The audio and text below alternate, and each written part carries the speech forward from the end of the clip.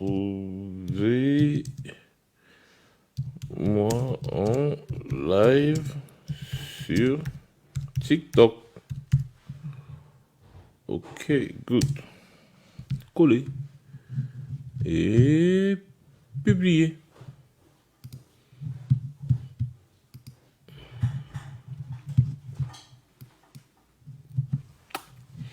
Je suis déjà en direct, bébé.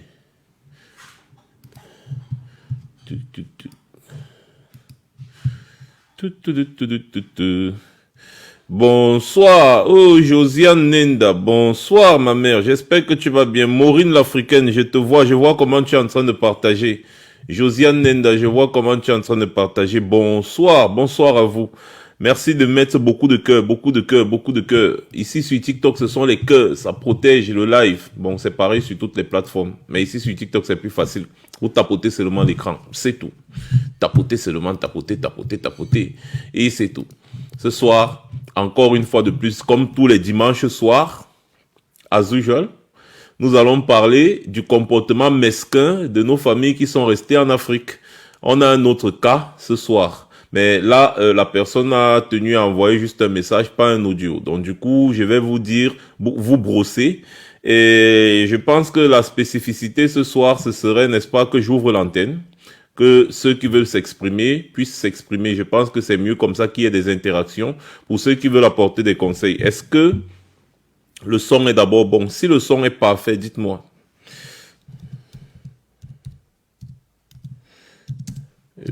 Moi, live sur TikTok.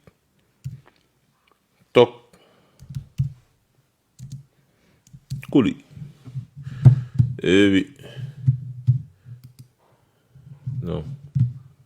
Fake me.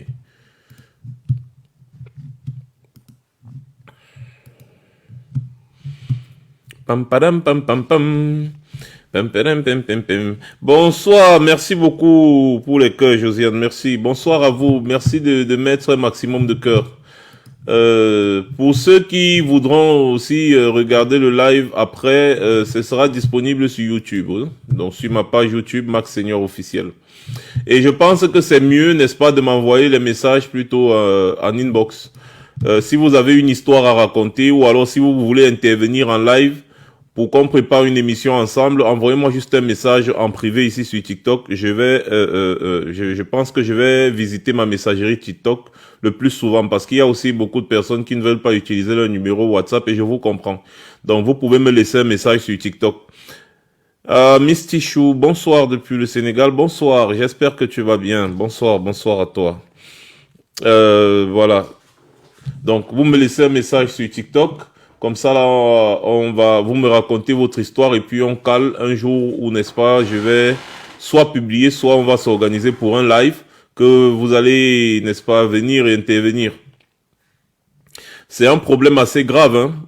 Pour vous dire vrai. Étonne de luxe, bonsoir ma mère. Grand Menems, bonsoir à toi aussi. C'est un problème très grave. C'est-à-dire, je vous ai déjà dit, quand vous me voyez me pencher sur un cas, c'est que c'est un cas grave. Alors ici, on a un cas d'une dame qui a 48 ans, Elle est en Europe, quand elle est arrivée en Europe quand elle avait 25 ans. Elle a 3 enfants, maman célibataire, toujours à cause des problèmes, n'est-ce pas, que les familles amènent dans les couples des gens qui sont ici en Europe. Elle était toujours galvanisée du genre, ma famille, mon combat, ma famille, mon combat, ma famille, mon combat. Et voilà, au lieu de comprendre, d'écouter ce que le père les pères de ses enfants, n'est-ce pas, lui disaient, elle a préféré se concentrer sur sa famille et mal lui en a pris. Elle s'est rendue compte, en fait, la désillusion a été vraiment totale.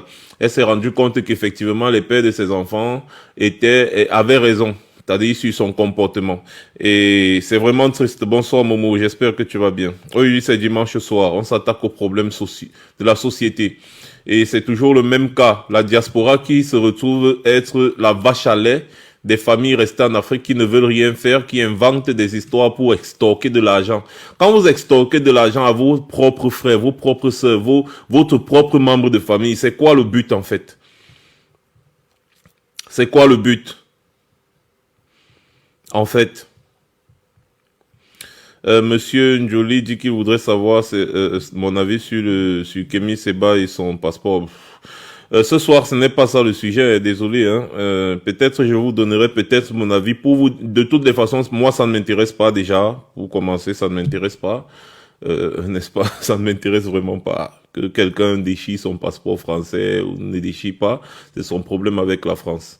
Voilà, pour ce soir, je suis en train de parler d'autre chose. Peut-être un jour, je donnerai mon avis dessus, mais pédagogiquement, vous voyez un peu.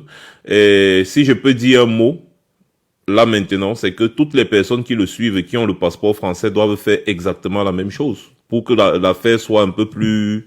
Vous voyez un peu, faut pas seulement rester derrière et applaudir. Donc, si vous pensez que son acte a été un acte mesuré, que c'est un acte fort qu'il faut poser, eh bien vous tous là, des panafricains qui êtes en Occident, en Angleterre, en Allemagne, partout, vous tous qui avez des passeports étrangers, déchirez-les comme Kémy, brûlez-les et retournez en Afrique comme lui, tout simplement, parce que vos soutiens stériles là, on les connaît, suivez l'exemple, tout simplement, hein, c'est banal. Mais si vous suivez l'exemple, son acte sera fort. Sinon, ce sera un cas isolé. D'ici quelques jours, on n'en parlera plus. C'est un petit buzz du moment et puis bang, c'est parti, terminé. Donc, moi, je m'attaque au sujet plus profond. Et les vrais, les réels problèmes que nous traversons, c'est ça. Je m'attaque, c'est-à-dire à des sujets vraiment très, très, très profonds. Donc, pour le moment, tant que je ne vois pas tous les autres Africains qui sont installés en Europe, qui ont des passeports européens, comme Kémy Séba, ou bien même des Africains nés en Europe, en France, partout, qui ont les passeports européens, tous ceux qui étaient dans la salle avec lui, tous ceux-là, tous ces gens qui le soutiennent sur les réseaux sociaux à gauche, à droite, là, tant que je ne les vois pas aussi déchirer leur passeport ou brûler leur passeport français, pour moi, c'est un non-événement. Je suis froid, non, mais c'est une analyse approfondie. Voilà, c'est ça. Donc, voilà, donc j'étais en train de vous dire que la dame, elle a passé son temps ici, comme tout le monde a travaillé, envoyer en Afrique, envoyer, soutenir à gauche, soutenir à droite, et puis désillusion totale, vous n'en reviendrez pas. Je vais vous raconter à peu près l'histoire. Et je pense, comme je disais ce soir, chacun va donner pourra donner son avis. Ou alors s'il y a quelqu'un là qui est chaud, qui veut raconter l'histoire qu'il a vécue, bon, prenez la parole, hein. Prenez la parole. Parce qu'il y en a aussi qui disent qui envoient l'histoire, mais qui disent qu'ils veulent ils m'envoient, je trouve le moyen d'arranger pour qu'on ne les reconnaisse pas, qu'on ne reconnaisse pas leur voix, nanana. Donc du coup, ça me donne beaucoup de travail. Oh, je n'ai pas trop de temps pour faire ça. Donc du coup, je préfère écouter et vous dire, vous raconter. Et maintenant, vous aussi, à votre tour, vous pouvez donner votre avis, vous pouvez donner vos conseils, parce que la plupart de ces personnes attendent des conseils. N'est-ce pas? Donc, vous pouvez aussi donner vos parts de conseils. Donc, quand je vais publier, vous donnez, ou alors quand je suis en direct, vous pouvez intervenir quand l'antenne est ouverte. Voilà. Donc, voilà. Bonsoir encore. Tapoter. C'est à partir de 10 000 likes que je commence avec l'histoire. Et c'est quand on sera déjà 200 personnes connectées au moins que je commence avec l'histoire. Parce que c'est quand même une histoire rocambolesque, digne d'un film hollywoodien.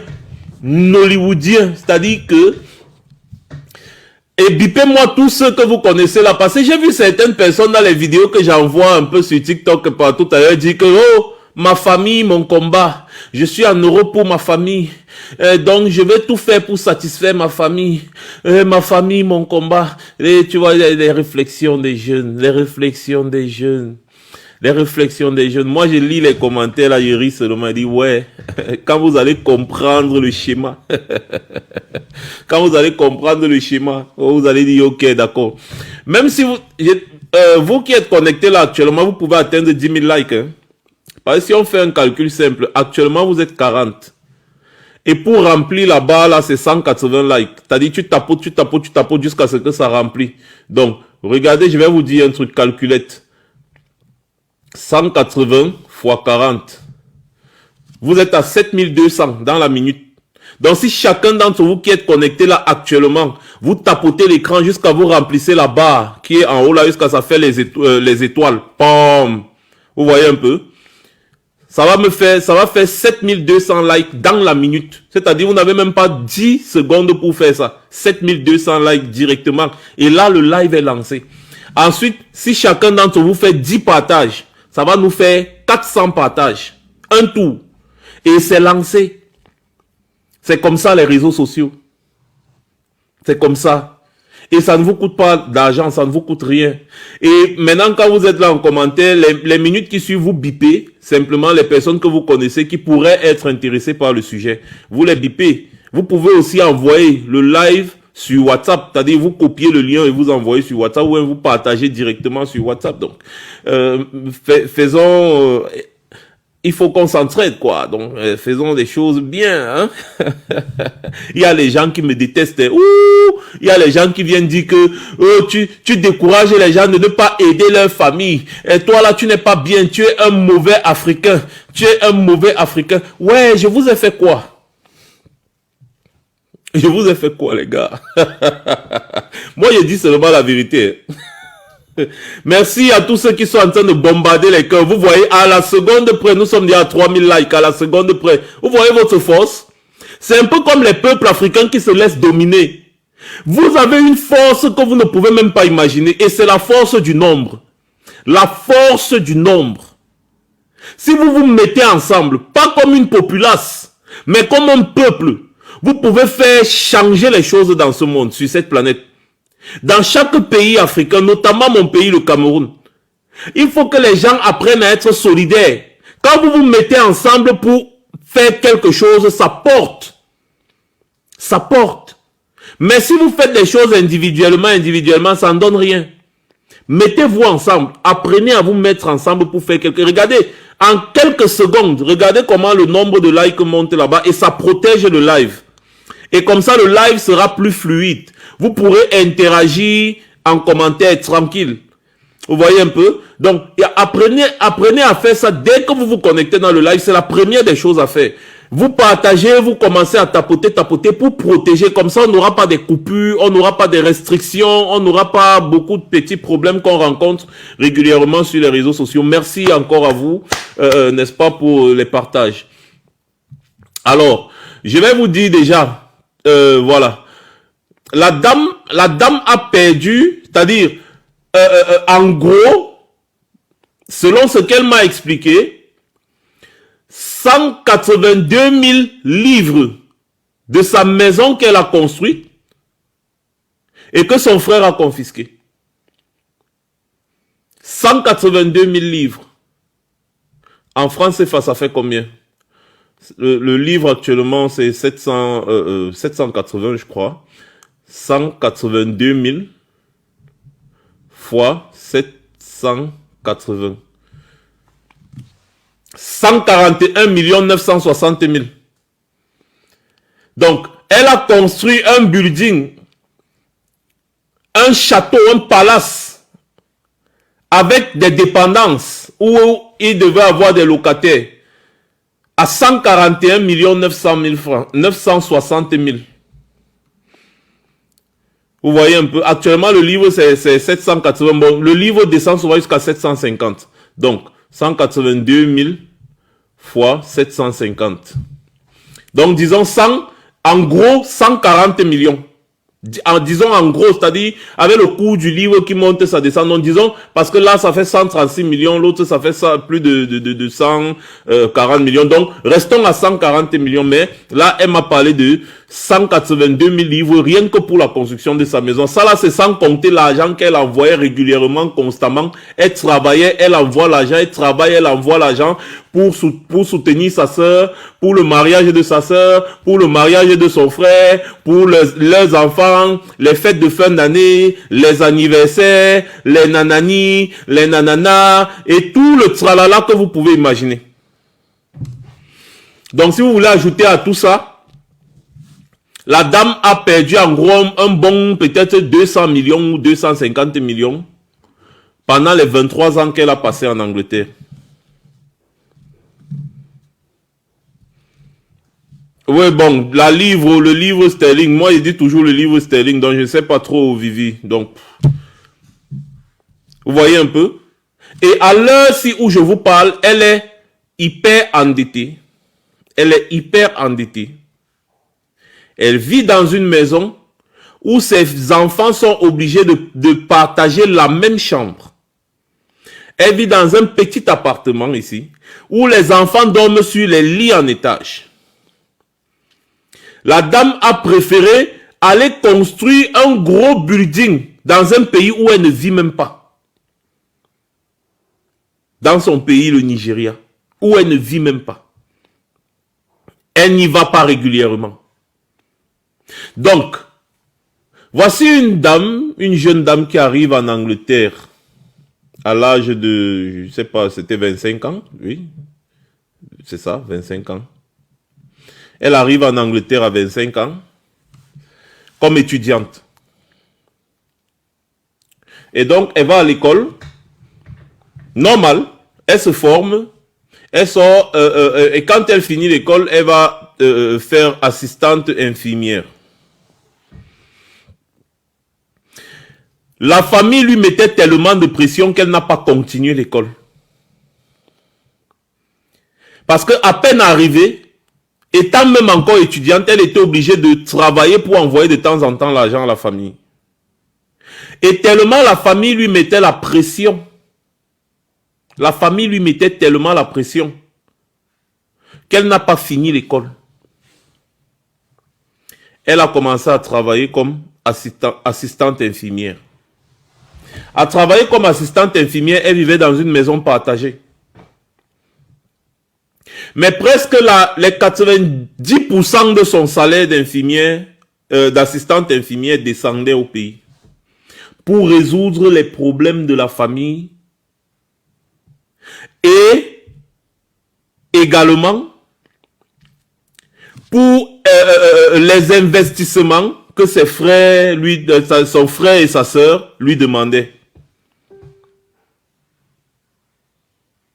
Donc, elle a stoppé sa carrière parce qu'elle voulait vraiment aller un peu loin, mais elle ne pouvait pas parce qu'il y avait trop de problèmes qui venaient. C'était stressant. Il fallait absolument travailler. Et pour pouvoir s'en sortir, elle devait travailler à plein temps. Donc, elle commence à travailler et elle résout les problèmes de sa famille. Son père étant mort, il reste sa mère, son frère et sa sœur. Son frère enceinte une fille, c'est elle qui doit gérer. Sa sœur tombe enceinte, c'est elle qui doit gérer. L'accouchement, la layette, tout, c'est elle qui doit gérer. Donc, tous les problèmes, en gros, tous les problèmes de la famille, vous pouvez imaginer, c'est elle qui gérait. Son frère, n'est-ce pas, c'est le genre de personne qui, comme je vous disais ici là, qui passe son temps à dire à qui veut l'entendre que sa sœur, sa petite sœur est en Europe. Sa petite sœur est en Angleterre. Donc du coup, lui, il n'a pas de problème. Il ne travaille pas. Mais c'est lui qui s'assoit. Il a des projets qui dépassent sa tête, mais qu'il ne réalise jamais. Ils passent leur temps à demander l'argent à leur petite sœur pour faire X ou Y qui ne marche jamais. Je vous assure, elle dit que chaque année, elle investissait dans un nouveau projet que son frère lui présentait en disant non, celui-ci c'est un bon projet, j'ai pensé que c'est un bon projet. Elle envoie les centaines de mille de naira. Donc là, en fait, elle envoie les livres en naira. On convertit en naira là-bas. Le gars, à chaque fois, ça capotait. C'est l'argent facile. Donc le gars, lui, s'amusait. Sa sœur aussi, qu'est-ce qu'elle n'a pas dit qu'elle vendait? Et les pagnos. Après, c'est devenu que c'est les méchos. Après, les perrucos. Après, n'importe quoi, rien. Et l'argent sortait toujours d'où? Pour les investissements des poches de sa sœur qui est en Angleterre. La femme arrive à se mettre en couple ici, avec le papa de son premier enfant, qui lui dit que le rythme de vie que tu as donné à ta famille, là, tu ne vas pas supporter. Ce n'est pas un bon rythme. Tu ne peux pas rendre ta famille complètement dépendante de toi, au point où ton frère fait les enfants à gauche, à droite, c'est toi qui t'en occupes. Ta soeur fait les enfants à gauche, à droite, toi tu t'en occupes. C'est toi qui envoies l'argent, même l'argent pour manger, c'est toi qui envoies. Tu es leur esclave ou bien tu es quoi? La femme dit jamais, ma famille, mon combat. Que je suis venu en Europe me battre pour ma famille. Ils ont eu un enfant. Le gars en avait marre parce qu'il n'arrivait pas, n'est-ce pas, à faire des économies. Toutes les charges ici en Europe, ça retombait seulement sur lui. Il a décidé de partir et de l'abandonner. Parce qu'il n'en pouvait plus. Elle lui a demandé, elle lui a dit, oui, pars, si tu veux partir, tu pars. Tu ne peux pas me séparer de ma famille. D'ailleurs, sa famille était complètement opposée au gars parce que elle racontait ce que son gars lui disait à sa famille. Quand son gars lui disait, non, ça c'est une arnaque, on ne peut pas te demander l'argent pour faire quelque chose aujourd'hui. Après, demain, on vient encore te demander l'argent pour faire autre chose. Ton frère, là, lui, ne peut pas se battre. Si tu n'es pas là demain, qu'est-ce que lui va faire? Elle dit jamais, c'est mon frère, c'est mon grand frère, je dois l'aider. Je dois l'aider. Donc le gars en a eu marre, il est parti.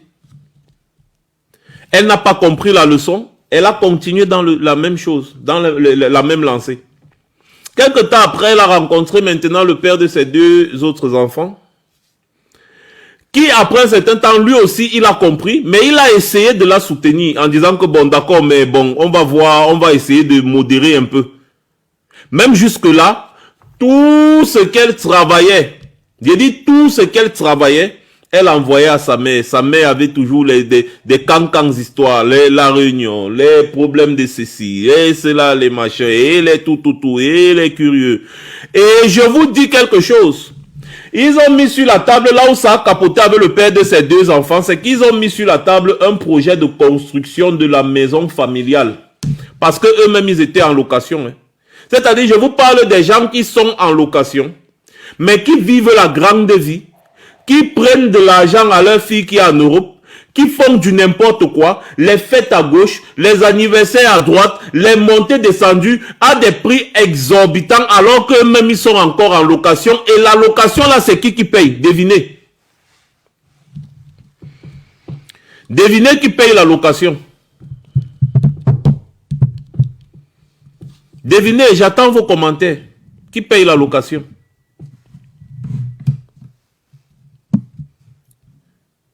Chaque mois. Jean T, écris-moi juste en inbox. Laisse-moi un message, comme ça je vais te répondre. Envoie-moi juste un message en inbox, je vais te répondre. Et si tu veux aller directement sur mon WhatsApp, va sur mon profil TikTok. Il y a mon lien WhatsApp. Donc si tu cliques sur le lien WhatsApp, là tu vas aller directement, tu vas tomber directement dans mon WhatsApp. Donc c'est la fille, effectivement, Armand, c'est la fille encore, elle, qui payait le loyer de la maison. Donc vous avez des vauriens qui sont là, dans une maison en location. Ils ne réfléchissent même pas que tout l'argent que notre sœur envoie là, vraiment, on peut essayer de s'en sortir pour que chacun soit indépendant. Ils vivent dans la même maison en location. C'est la fille qui paye la location et eux, ils font juste du gaspillage d'argent. Donc, le problème de la maison familiale donc, est sur la table. Donc, ils ont réfléchi, ils ont dit, OK, il nous faut lui parler d'un projet de construction de la maison familiale. Comment est-ce qu'on va construire notre maison familiale avec chacun sa dépendance. Et puis, il y aura une partie que ce sera pour la maman, une partie pour la sœur, une partie pour le frère. Et comme ça, là, voilà, voilà. Et dans le projet de la construction de la maison, là, pour elle, n'est pas dedans. Parce qu'on estime que, comme elle est en Europe, elle pourra aussi construire sa propre maison. Elle a accepté. Elle a dit, OK, il n'y a pas de problème. Le père de ces deux derniers enfants lui dit que, mais, comment est-ce que ta famille peut te parler d'un projet de construction d'une maison familiale et personne ne met l'argent dans la poche? À elle de demander au type que tu veux qu'il prenne l'argent où?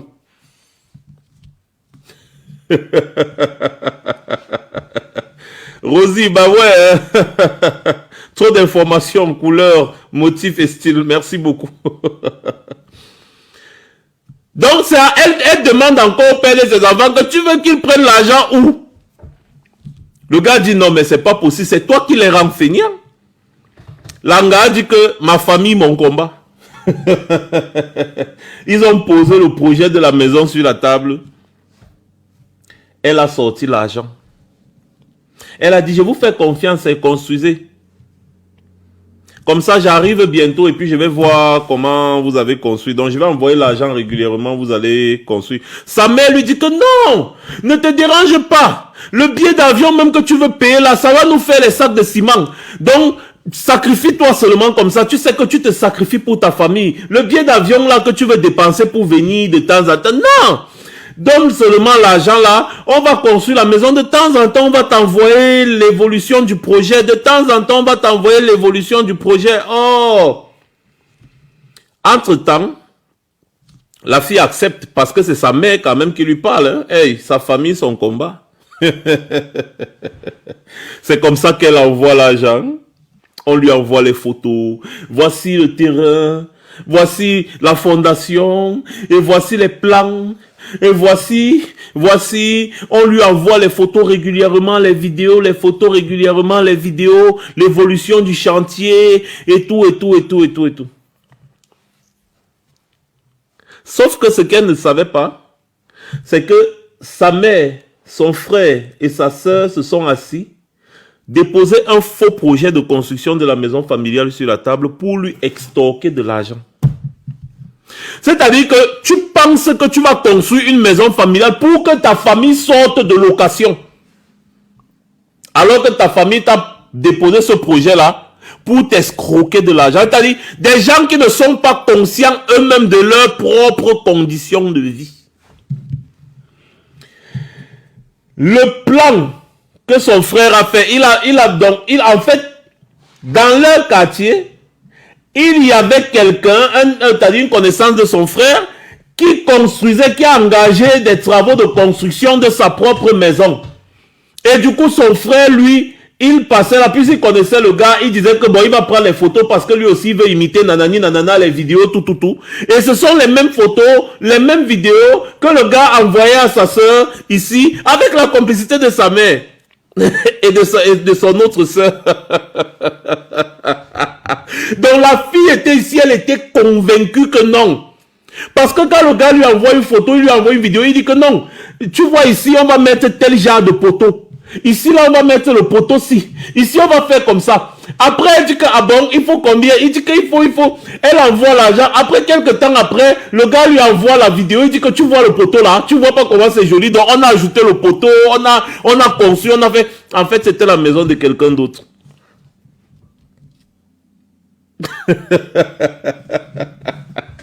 Oh, partagez. On n'a pas encore atteint même les 8000 likes, les 10 000 likes là. Partagez d'abord. Partagez. La suite est rocambolesque. Essayez de partager un peu.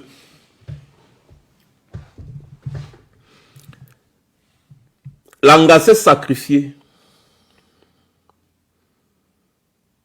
Elle a pris 2 ans pour envoyer l'argent pour construire cette maison. Son type l'a supporté, il a soutenu. Il a dit, ok, il n'y a pas de problème. Aide ta famille. Moi, je m'occupe des charges ici. Elle dit, c'est pour leur bien. Comme ça, je n'aurais plus à envoyer l'argent chaque mois pour la location et tout. Il dit, oui, tu as raison, vas-y.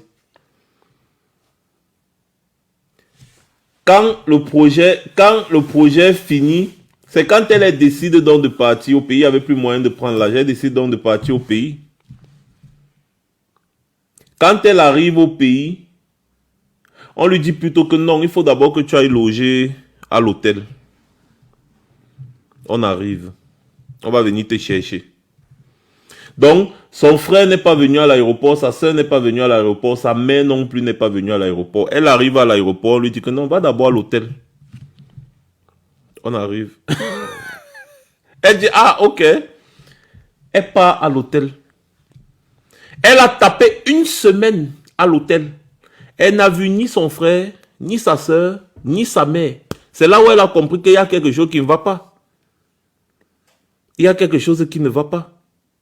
Entre-temps, on lui avait dit que non, on a abandonné la maison en location là depuis. On a fait comme ça, on a fait comme ça, on a fait comme ça. Mais elle a quand même eu la présence d'esprit donc de repartir dans l'ancienne maison où ils étaient en location là. Parce qu'eux, ils ne pensaient pas qu'elle va pouvoir repartir là-bas. Vous voyez un peu? Langa a donc décidé de repartir plutôt là-bas dans l'ancienne maison pour voir que c'est comment. Même si vous avez quitté la maison ici, certainement les voisins vont connaître quand même la nouvelle maison et tout ça. Quand elle arrive là-bas, il n'y a personne. Elle se renseigne chez les voisins. Les voisins disent que non, ils sont sortis ce matin. Ils sont partis, je ne sais pas où ils sont partis, mais ils sont sortis ce matin, ils ont dormi là. Langa demande que, mais comment ils ont dormi là? Normalement, ils sont censés ne plus être là. Ils m'ont dit qu'ils ont déménagé. Les voisins disent que déménager pour aller où? Nous sommes là ici tous les jours ensemble. Ils sont juste, certainement, s'il n'y a personne, ils sont sortis le matin là. La fille dit que wonderful. Sorti le matin comment? Elle pensait qu'elle rêvait. Elle est restée là. Elle a dit que je ne bouge pas.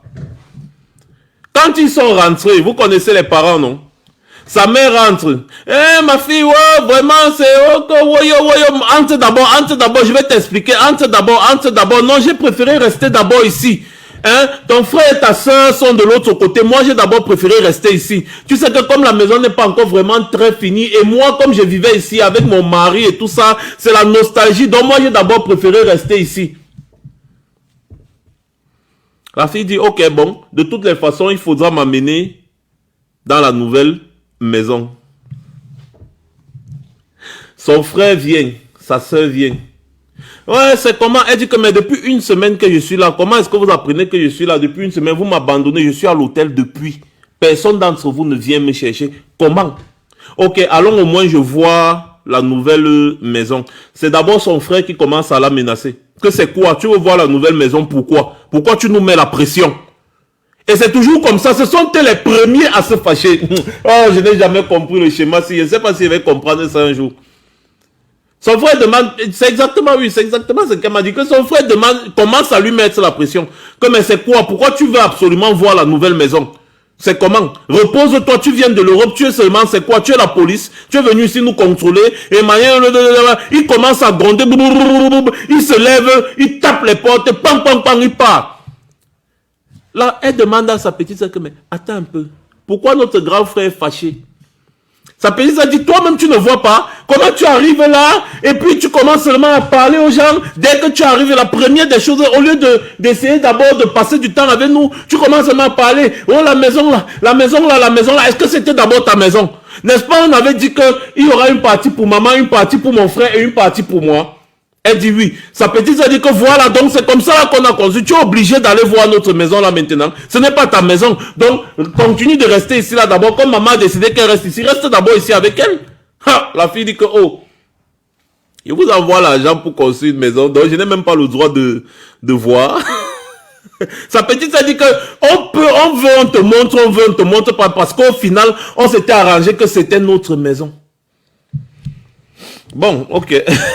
Langa a compris le schéma. Elle a fait le temps qu'elle a fait là. Elle est repartie. Quand elle arrive ici, son mari, puisqu'il parlait au téléphone, son gars lui dit que, ah, Est-ce que je ne t'avais pas dit que ça, c'est... Quand tu vois d'abord la façon que tu vis avec tes gens là, ça m'aurait étonné qu'ils prennent de l'argent et qu'ils construisent réellement une maison. Elle dit qu'elle n'arrive pas à croire. Elle ne comprend pas. Qu'est-ce qu'elle... Et elle commence à culpabiliser. Elle dit qu'est-ce qu'elle a fait de mauvais? Pourquoi? Qu'est-ce qu'elle a fait de mal? Qu'est-ce qui ne va pas? Mais pourquoi est-ce que c'est comme ça? Oh God, oh Dieu, éclaire-moi, aide-moi. Qu'est-ce que j'ai fait de mal? Si j'ai fait quelque chose de mauvais, il faut essayer de m'éclairer. Son mari lui dit tout simplement, son gars lui dit tout simplement que ces personnes-là sont juste là pour te sucer de l'argent. Quand est-ce que tu vas comprendre ça? Voici notre famille ici. Voici ton premier fils, je le prends comme mon propre fils.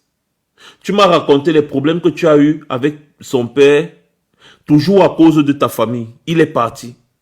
Toi-même, tu m'as raconté ça. Et te voilà encore dans le même schéma. C'est pourquoi. Ce n'est pas parce que j'ai décidé de te supporter que moi aussi je ne peux pas en avoir marre. Essaye de comprendre ce que je te dis. La femme est restée fâchée comme ça là pendant 1 mois. Après, sa mère l'appelle. Sa mère l'appelle. Elle décroche le téléphone. Sa mère commence à la flatter, lui parler, la flatter, lui parler, la flatter. Elle cède. Elle cède. Sa mère dit que ouais, tu vois, comme ça, c'est qu'il faut pardonner à tes frères. Ils sont comme ça, c'est monté, c'est descendu. En fait, la mère jouait du genre, la mère est en train de jouer aux équilibristes, alors que c'est la mère même qui est l'actrice principale. Donc tu vois le genre que la mère dit que ouais, ce sont tes frères, ce sont tes soeurs. Tu sais que vraiment, vous les enfants, je ne vous comprends pas. Moi, je suis là au milieu maintenant. Tu veux que je fasse comment? Je ne veux pas mourir. Tu vas me faire mourir. À vous voir diviser comme ça, je vais mourir. La mère fait le chantage émotionnel.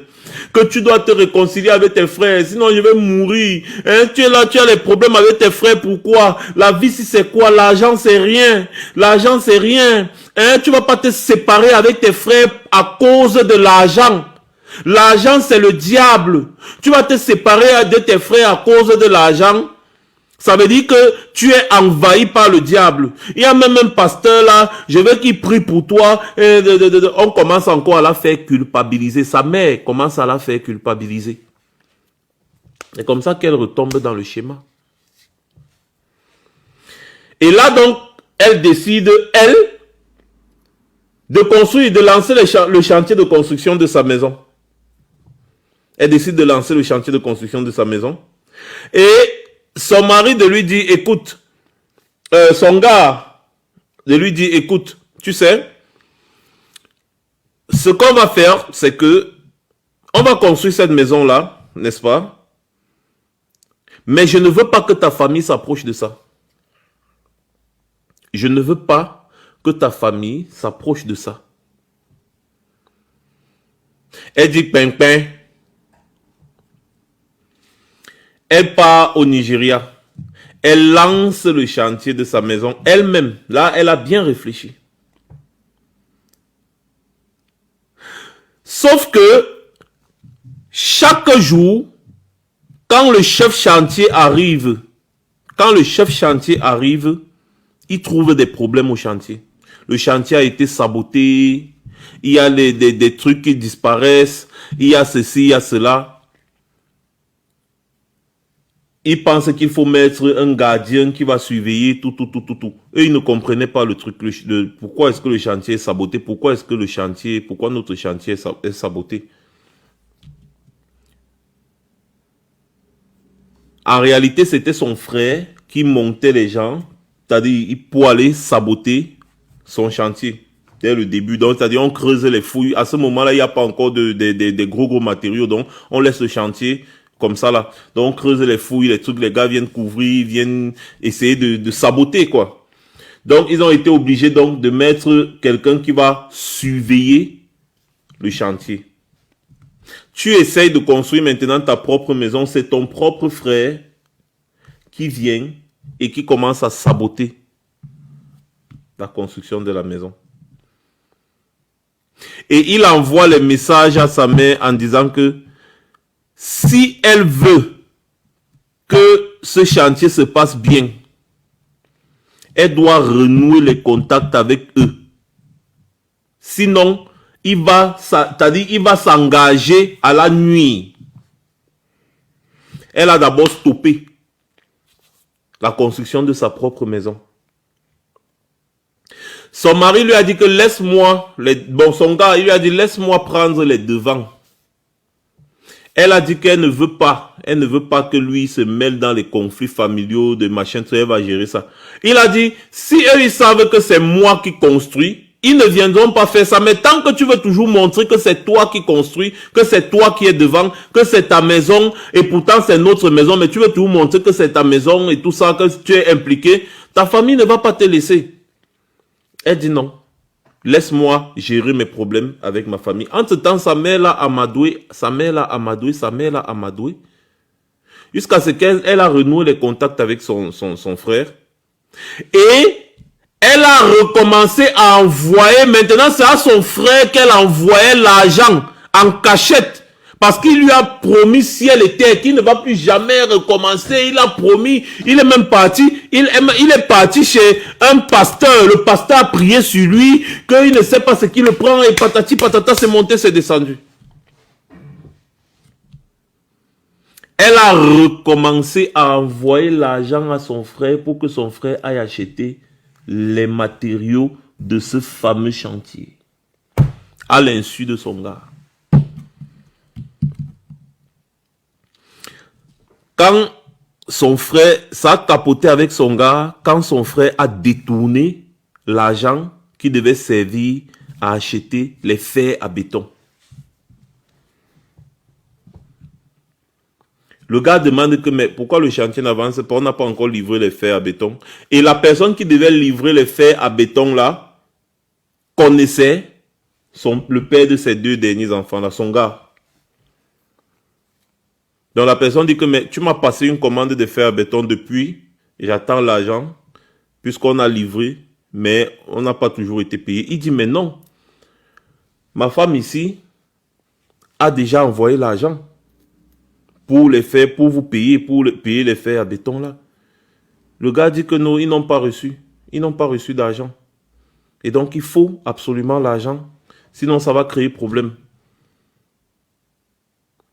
Il part, il demande à sa femme que, mais comment est-ce qu'on me dit qu'on n'a pas reçu l'argent des fers à béton? Pourtant, tu m'as dit que tu as envoyé l'argent. Elle appelle son frère, son grand frère, il ne décroche pas. Il y a de ces histoires souvent. Parfois, quand j'écoute, je me demande si nous sommes tous faits de chair et de sang.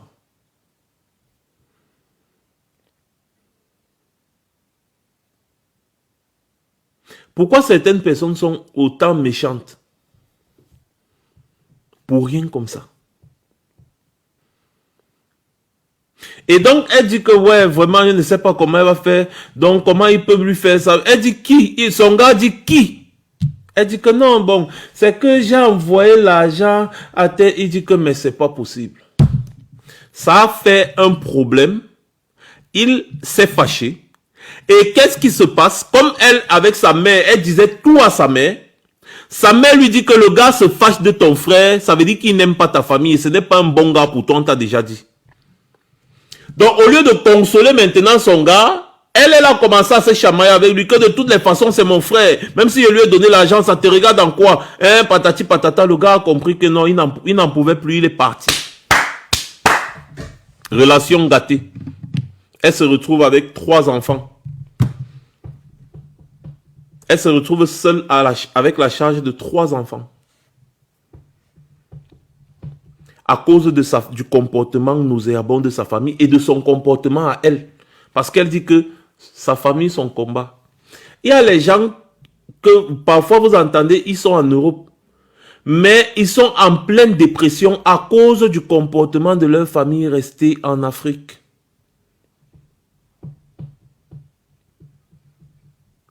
Oui. La femme se retrouve du jour au lendemain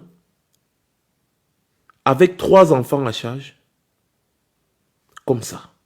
À cause du comportement de sa famille restée en Afrique. Et donc, qu'est-ce qu'elle a décidé de faire? Elle a décidé de ne pas baisser les bras. Elle a tout fait. Elle a elle-même pris encore les choses en main. Chaque fois elle partait, elle a fait, elle a construit, elle est partie tout petit, jusqu'à ce qu'elle a terminé son chantier.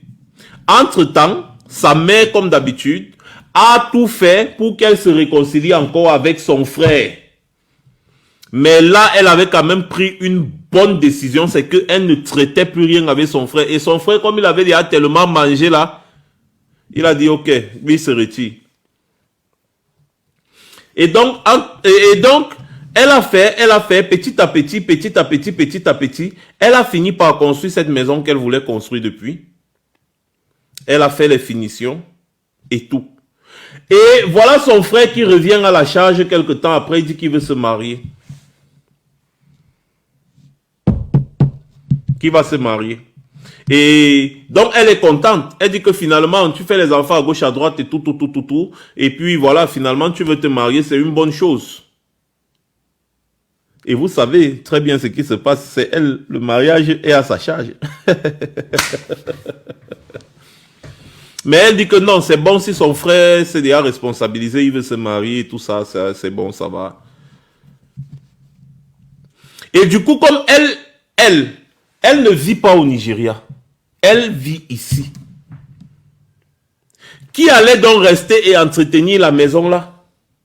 Sa mère, son frère, sa soeur viennent, ils ont fait une réunion familiale, ils ont parlé, ils ont organisé le mariage là-bas, c'était bien. Après, son frère a dit qu'ils vont rester, lui, sa femme et lui vont un peu rester dans la maison là pour enjoy un peu, comme ce sont les nouveaux mariés, c'est bien, et patati patata, c'est monté, c'est descendu, elle-même elle était contente, elle était d'accord, ils sont restés chez elle le temps qu'elle a fait son séjour. Ensuite, quand elle voulait partir, elle ne pouvait pas les mettre dehors. J'espère que vous imaginez déjà la suite.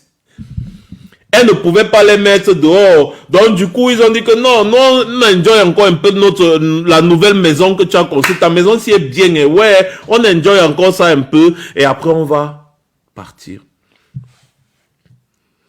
L'erreur qu'elle avait commise, c'était de laisser les papiers de sa maison là à sa mère.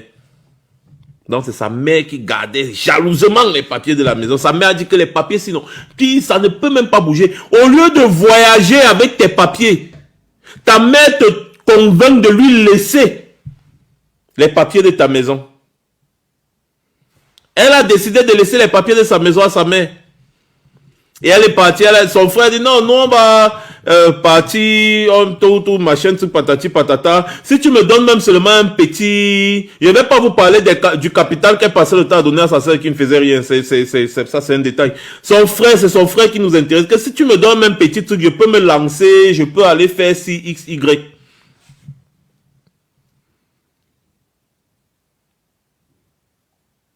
Les appoints comme demande, elle fait quoi comme travail, à quel salaire? Assistante infirmière, va te renseigner sur combien une assistante infirmière peut toucher ici.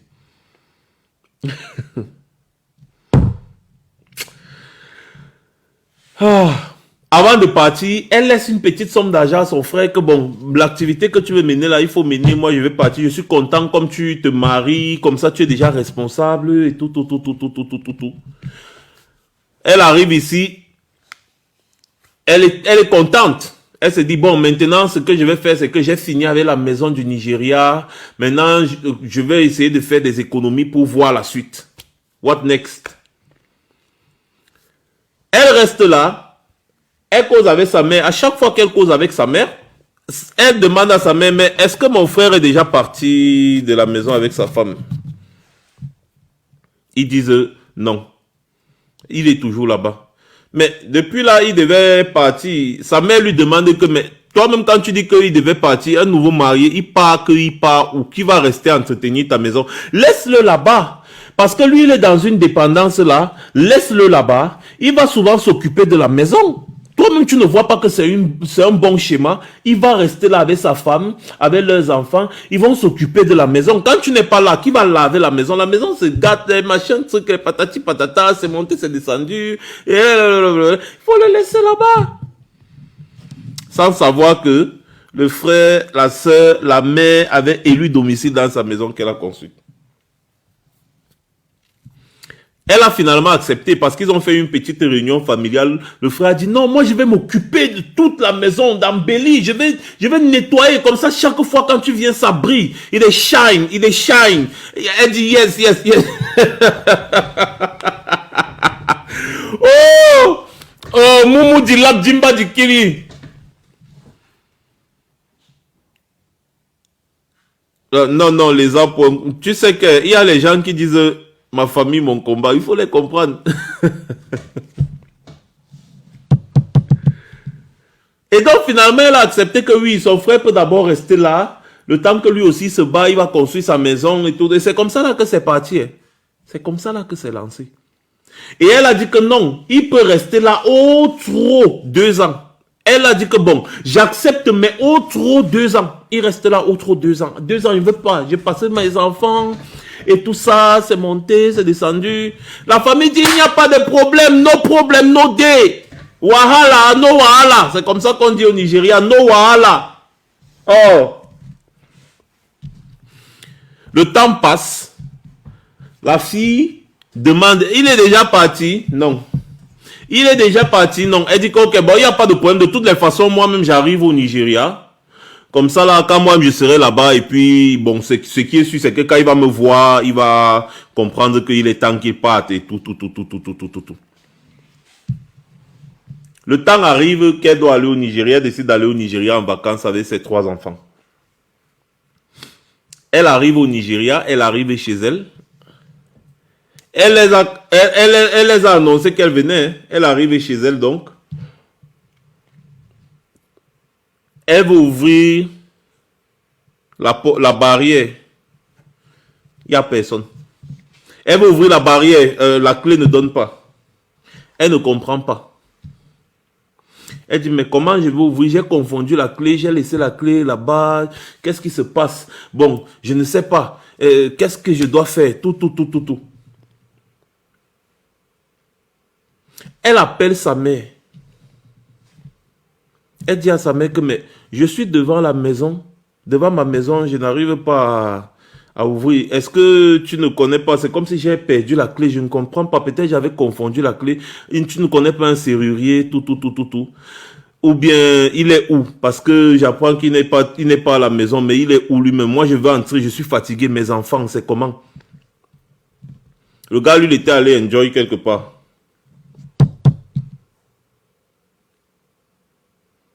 La mère lui dit que je suis au marché. J'arrive. Quand sa mère arrive, sa mère lui dit c'est comment? Tout. Viens d'abord. On part d'abord s'asseoir. On va manger avec les enfants. On va boire d'abord quelque chose en attendant qu'ils viennent. La fille dit, mais je fais tout un voyage avec mes enfants comme ça, là, j'arrive devant chez moi, je ne peux même pas entrer. Sa mère dit, laisse d'abord, allons d'abord, n'est-ce pas, il est sorti, apparemment il n'y a personne, donc peut-être ils sont sortis. Elle dit, il n'y a pas de problème, elle accepte, ils partent s'asseoir quelque part, ils attendent. Quand le gars revient, ah, c'est comment, oui, ça va bien, tout. La fille se fâche d'abord. Elle dit que, mais, comment est-ce que j'arrive chez moi, je veux mettre la clé, ça n'entre pas. Et puis je sonne, tu es censé être là parce qu'on m'a dit que tu vis toujours là. Tu es censé être là, mais tu fermes la porte, tout, et tu pars, et tout, alors que je vous avais bien prévenu que je venais. D'ailleurs, personne d'entre vous n'est venu me prendre à l'aéroport. Comment est-ce que ça se fait? Le gars dit que, comme d'habitude, il dit, tu ne me parles pas comme ça, je suis ton grand frère. Je suis ton grand frère et ne me parle pas comme ça. Ce n'est pas parce que tu crois que tu as un peu d'argent que tu peux parler aux gens comme tu veux, n'importe comment. C'est toujours eux les premiers. La fille dit que, mais laisse-moi avec tes histoires. Ce n'est pas comme quand je viens souvent ici seul. Cette fois-ci, je suis avec mes enfants. Et là, j'ai envie d'aller me reposer chez moi. Il dit, allez te reposer où? Elle dit que je vais aller me reposer chez moi. Donc, allons, tu m'ouvres la porte. Le gars dit que je ne t'ouvre pas la porte donc. Comme c'est comme ça que tu me parles, je ne t'ouvre pas la porte. Elle dit, mais j'ai dit, hein, donc dans même ma propre maison, tu ne veux pas m'ouvrir la porte, je ne veux pas. Il dit que quelle est ta maison? C'est ta maison, tu as une maison ici. Son frère lui parle comme ça au bar. Il lui dit que quelle maison? C'est ta maison, tu as une maison ici au Nigeria. En tout cas, si tu as une maison ici au Nigeria, sache que ce n'est pas celle-ci. Parce que ça là, c'est ma maison. Ça, c'est ma maison et c'est moi qui décide de qui entre et qui n'entre pas. La femme dit, oh, ça veut dire encore, c'est encore quelle version ça? Moi, je ne comprends pas. Je suis en train de rêver ou bien qu'est-ce qui ne va pas, qu'est-ce qui se passe? Son grand frère lui dit, comme tu as compris là, donc tu commences déjà par baisser d'un ton. Ces enfants, elles sont là. Ils ne comprennent absolument rien à tout ce qui est en train de se passer. Rien de rien, de rien, de rien, de rien. Elle pète un câble. Elle dit, mais c'est pas possible ça. J'ai voyagé, je suis arrivé, je suis fatigué. Vous faites souvent vos histoires. Moi, je suis là, je suis seul. Mais cette fois-ci, je suis avec mes enfants. On a besoin de se reposer. Le gars lui dit que si tu veux, je peux te trouver un hôtel, hein, parce que toi et moi, on ne peut pas dormir dans la même maison. Et tu manques trop de respect aux gens.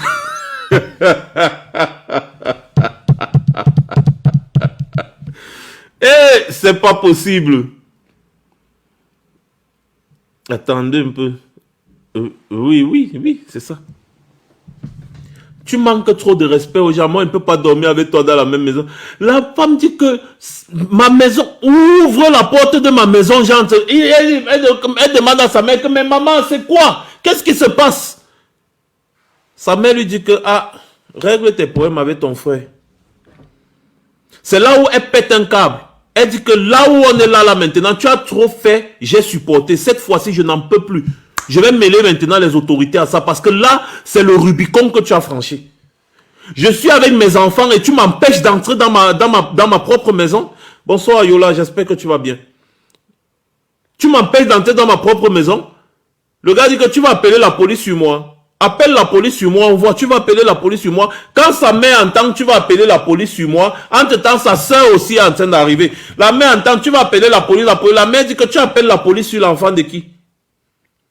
C'est ce que la mère lui pose comme question. Hein. Que tu appelles la police sur l'enfant de qui? Sur mon enfant que j'ai accouché. Tu appelles la police sur mon enfant. Appelle donc la police là, ici on voit. La fille dit que, mais maman, tu me parles comme ça. Elle dit que tu es en train de parler avec ton frère et tu dis que tu vas appeler la police. What is wrong with you? Qu'est-ce qui ne va pas avec toi? Qu'est-ce qu'on a mis dans ta tête là-bas en Europe? Machin, sa mère commence à la blâmer. Elle dit à sa mère que bon, de toutes les façons, hein, écoutez, je suis fatigué, mes enfants sont là, ils sont fatigués, je ne veux rien avoir à faire avec vous pour le moment. Remets-moi juste les papiers de ma maison, je vais d'abord partir à l'hôtel. Ça, je vais gérer plus tard. Sa mère dit, les papiers de quelle maison? Quel papier de quelle maison? La femme n'en revenait pas. Elle était tellement dépassée qu'elle a failli s'évanouir. Ce sont ses enfants qui l'ont remonté en disant que non, maman, pardon, partons d'abord ici parce qu'on est très mal à l'aise ici et tout ça, et tout, il fait chaud, tout, on est très mal à l'aise. Alors, on a envie de se reposer tout. Elle décide donc de partir d'abord dans un hôtel. Elle revient le lendemain avec la police. Ils arrivent avec la police, ils arrivent. Le gars reçoit la police en dehors du portail. Sa mère est là, sa soeur est là.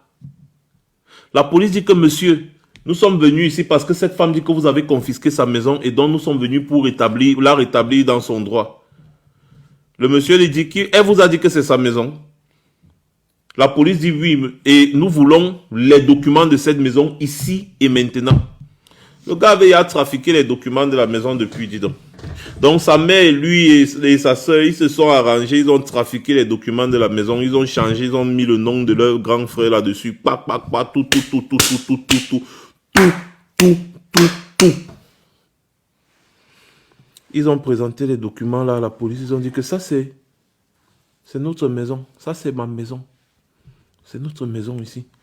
La police dit à la femme là que qu'est-ce que vous voulez qu'on fasse? On ne sait plus. On ne sait plus ce qu'on peut faire là. Parce que là, c'est compliqué. La femme était sidérée. Elle n'a même pas fait une semaine au Nigeria. Elle est retournée ici là avec ses enfants dans son trou à rats. Oui, parce qu'ici elle vivait dans un trou à rats. Comme je vous ai dit au départ. Elle vit dans une maison où ses 3 enfants sont obligés de partager le lit en étage. Pourtant, elle a construit un château au Nigeria avec des dépendances. Mais le fameux château a été confisqué par son frère et sa mère et sa sœur. Elle est revenue ici. Elle recommence tout à zéro. Elle m'a dit qu'elle avait quel âge? Attendez, je regarde encore. Oui. Elle a 48 ans aujourd'hui. Elle est obligée de recommencer tout à zéro. Et là, je vous parle des affaires de l'année passée. Elle recommence tout à zéro. Ses enfants sont obligés de se serrer. Elle est obligée de reprendre le travail, de travailler comme une malade. Parce qu'elle est endettée jusqu'au cou. Parce que pour construire ce genre de maison, il faut s'endetter parfois aussi. Donc, elle est endettée jusqu'au cou. Elle a des crédits qu'elle rembourse chaque fin du mois. Il n'arrive même plus à s'en sortir. Et à chaque fois, elle est en dépression. Elle pleure. Et à chaque fois qu'elle veut parler de cette histoire, elle est en pleurs. Pour me raconter cette histoire-ci là, ça a pris du temps, tellement de temps, parce qu'à chaque 2 secondes, c'est les pleurs. Pourquoi est-ce que la famille restée en Afrique se comporte de la sorte? Et cette femme n'est qu'un exemple parmi tant d'autres. Pour ceux qui n'ont pas suivi l'histoire dans son entièreté, rendez-vous demain sur YouTube à 15 h. Je vais poster cette vidéo-ci sur YouTube demain à 15 h. Ce direct-ci sera disponible sur YouTube demain. À partir de 15 h, vous pourrez revoir cette vidéo.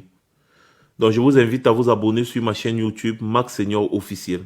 Vous pourrez revoir en différé toutes nos vidéos en direct qu'on a fait sur TikTok parce que vous le savez, TikTok ne fait pas, n'est-ce pas, de rediffusion de vidéos en direct. Donc, vous retrouverez toutes les histoires, tous les directs sur ma chaîne YouTube. Et pour tous ceux qui ont une histoire à raconter, laissez juste un commentaire en inbox. Laissez-moi un message en inbox. Je vais vous répondre et vous allez me raconter votre histoire et vous allez me dire si vous êtes d'accord que je vienne parler de cette histoire ici. Donc, vous aussi, quand vous entendez ce genre d'histoire, quels sont vos commentaires? L'antenne est ouverte. Donc, pour ceux qui veulent intervenir pour dire un mot, vous pouvez juste envoyer. Vous pouvez juste envoyer une demande et je vais vous prendre en live. Et comme ça, vous pourrez aussi donner, n'est-ce pas, un conseil. Elle nous écoute. Hein. Elle m'écoute bien ici. La C8, elle comprend un peu le français. Donc, vous allez juste me laisser...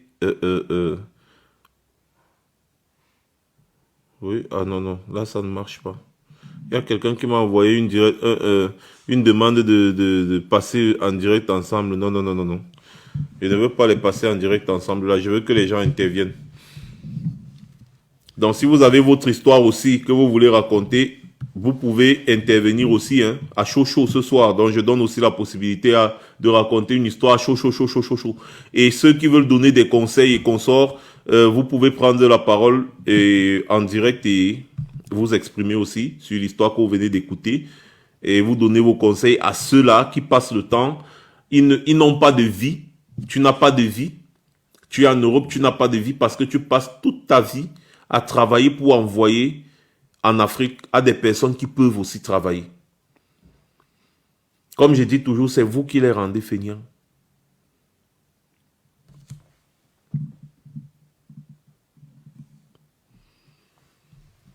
C'est qui cet individu-là qui dit « Fous le camp, monsieur sans papier, gigot » Thomas Juste Bindi. Ah, la saleté. Donnez-moi un peu 2 secondes.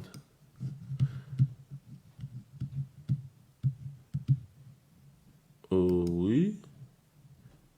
Quel est cet individu-là?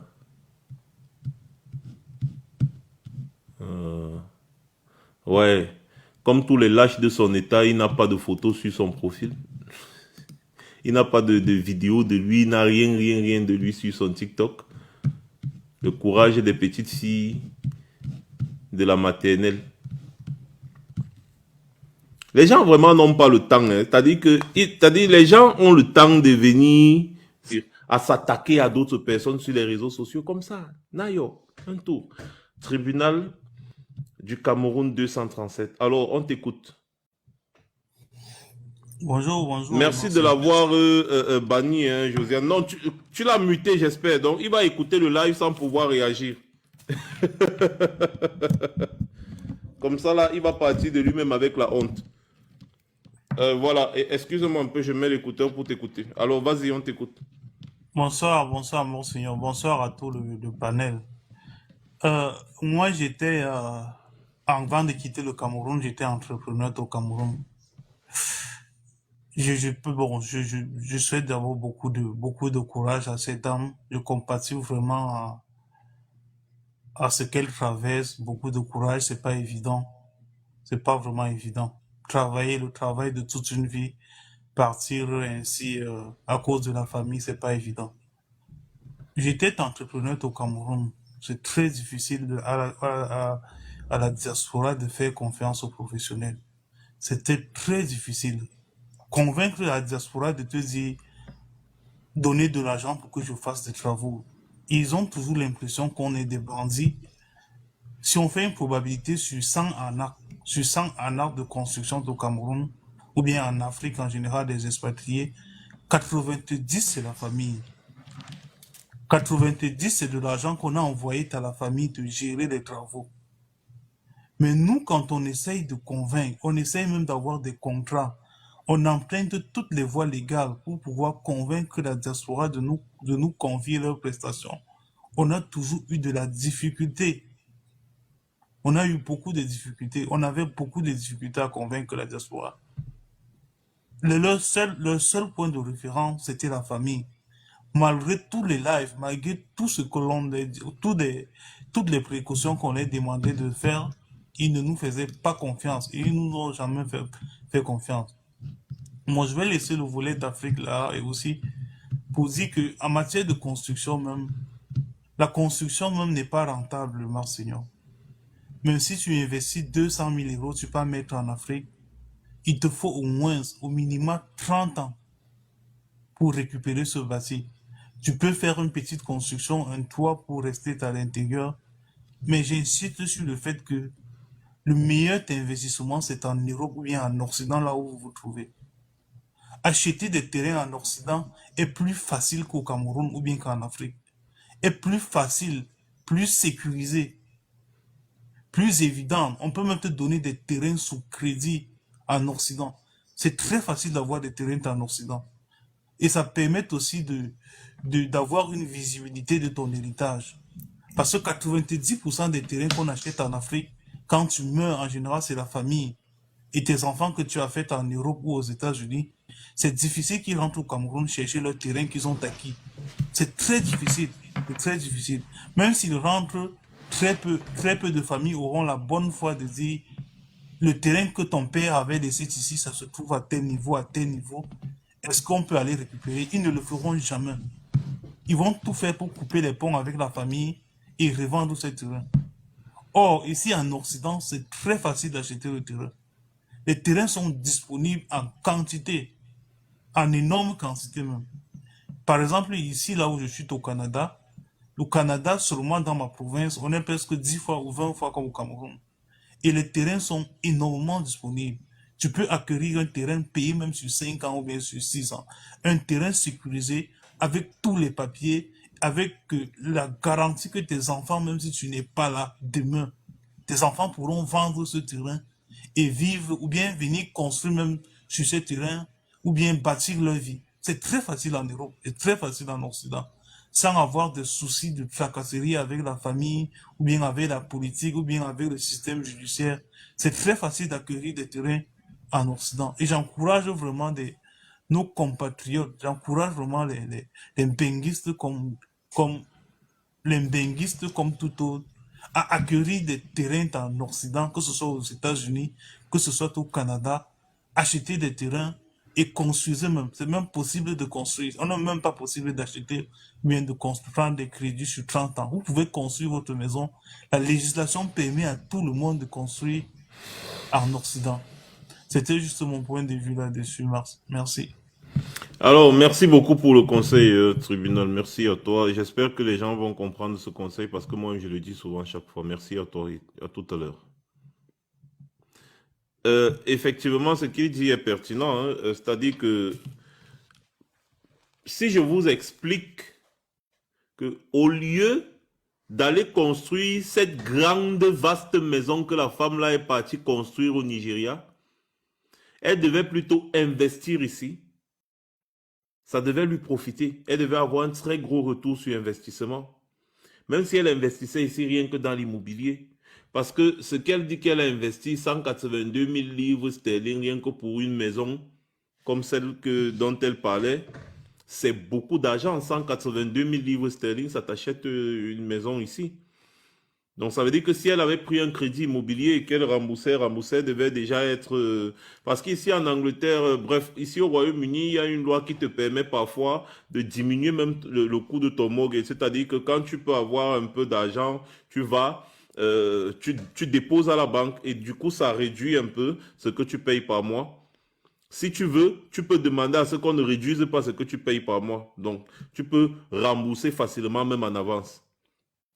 Donc, tu n'es pas obligé d'atteindre l'échéance de 20 ans, 30 ans, 40 ans, non. Tu peux avoir des économies que tu fais un virement de temps en temps, tu diminues l'argent que tu dois pour le crédit immobilier et puis la maison te revient. Quoi qu'on dise, quoi qu'on fasse, être propriétaire est 1000 fois mieux qu'être locataire.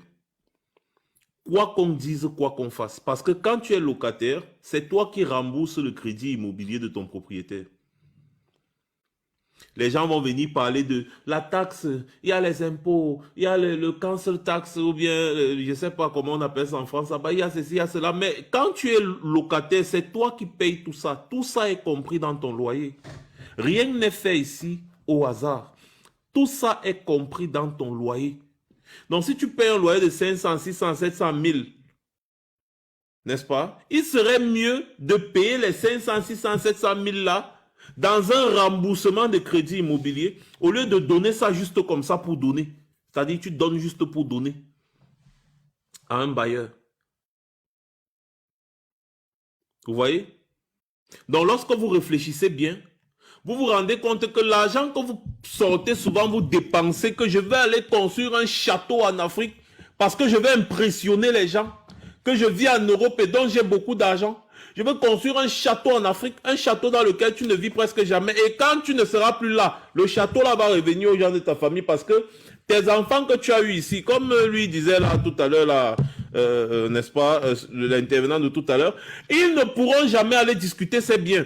90% des enfants qui sont nés ici, ou alors qui vivent ici avec toi, qui vivent ici avec les membres de la diaspora, dont les parents ont les biens là-bas en Afrique, ne récupèrent jamais les biens de leurs parents après le décès de leurs parents. Jamais, parce que la famille s'accroche toujours, s'accapare. Parfois, on les menace même. Parfois, on les menace même. Et si tu as envoyé l'argent, tu as acheté des terrains, tu as acheté des immeubles, tu as acheté n'importe quoi là-bas, et que tu décèdes, tes enfants ne vont jamais rentrer en possession de ça. À 90% des cas. Et je ne vois pas les enfants, il y a beaucoup d'enfants qui sont nés ici en diaspora, qui ne pensent jamais retourner en Afrique. Ils ont grandi dans le système ici, et ils sont tellement à l'aise dans le système qu'ils ne pensent pas qu'ils vont retourner en Afrique pour vivre avec les moustiques, les mouches et consorts et patati patata. Ils te disent que ouais, bon écoutez, l'Afrique c'était pour ma mère, c'était pour mes parents, là-bas c'est pas pour moi, moi je suis d'ici. Donc lorsque tu réfléchis bien, est-ce que ça vaut la peine? Est-ce que ça vaut la peine? Surtout pour les maisons d'habitation, ça ne vaut pas la peine. Ça ne vaut pas la peine. Nuelli, tu dis quoi? Ça, c'est quel genre de phrase ça? Pardon, frère, j'ai quelque chose à côté, ça continue. Ça veut dire quoi? On ne comprend pas. Pardon, frère, j'ai quelque chose à côté, ça continue. Qu'est-ce que ça veut dire? Si tu es anglophone, parle en anglais ou bien parle même en italien, je vais comprendre. Parce que là, je ne comprends absolument pas ta phrase. J'ai quelque chose à côté, ça continue. Ça veut dire quoi? Je ne comprends pas. j'ai quelque chose, je dis, j'ai eu. Maintenant, tu dis, j'ai eu quelque chose à contribuer dans le live. Mais envoie donc ta demande si tu veux contribuer dans le live, envoie une demande. Parce que moi, je ne peux pas te prendre si tu n'envoies pas une demande. Donc, envoie une demande. Tu appuies sur les deux bonhommes que tu vois en dessous là. Et puis, tu envoies la demande. Mais si tu n'as pas le nombre d'abonnés qu'il faut, tu ne pourras pas intervenir dans un live TikTok. Malheureusement. Et je vais vous dire encore quelque chose. Les pays peut-être comme le Cameroun, comme ça là, n'est-ce pas, les populations au Cameroun survivent grâce à la diaspora. Hein. Parce que l'argent que la diaspora envoie, même pas seulement au Cameroun, en Afrique en général, l'argent que la diaspora envoie, parfois ça dépasse même le capital des investisseurs étrangers. Hein. Et cet argent-là est injecté dans l'économie locale. Et ça permet aux familles, aux différentes familles de survivre.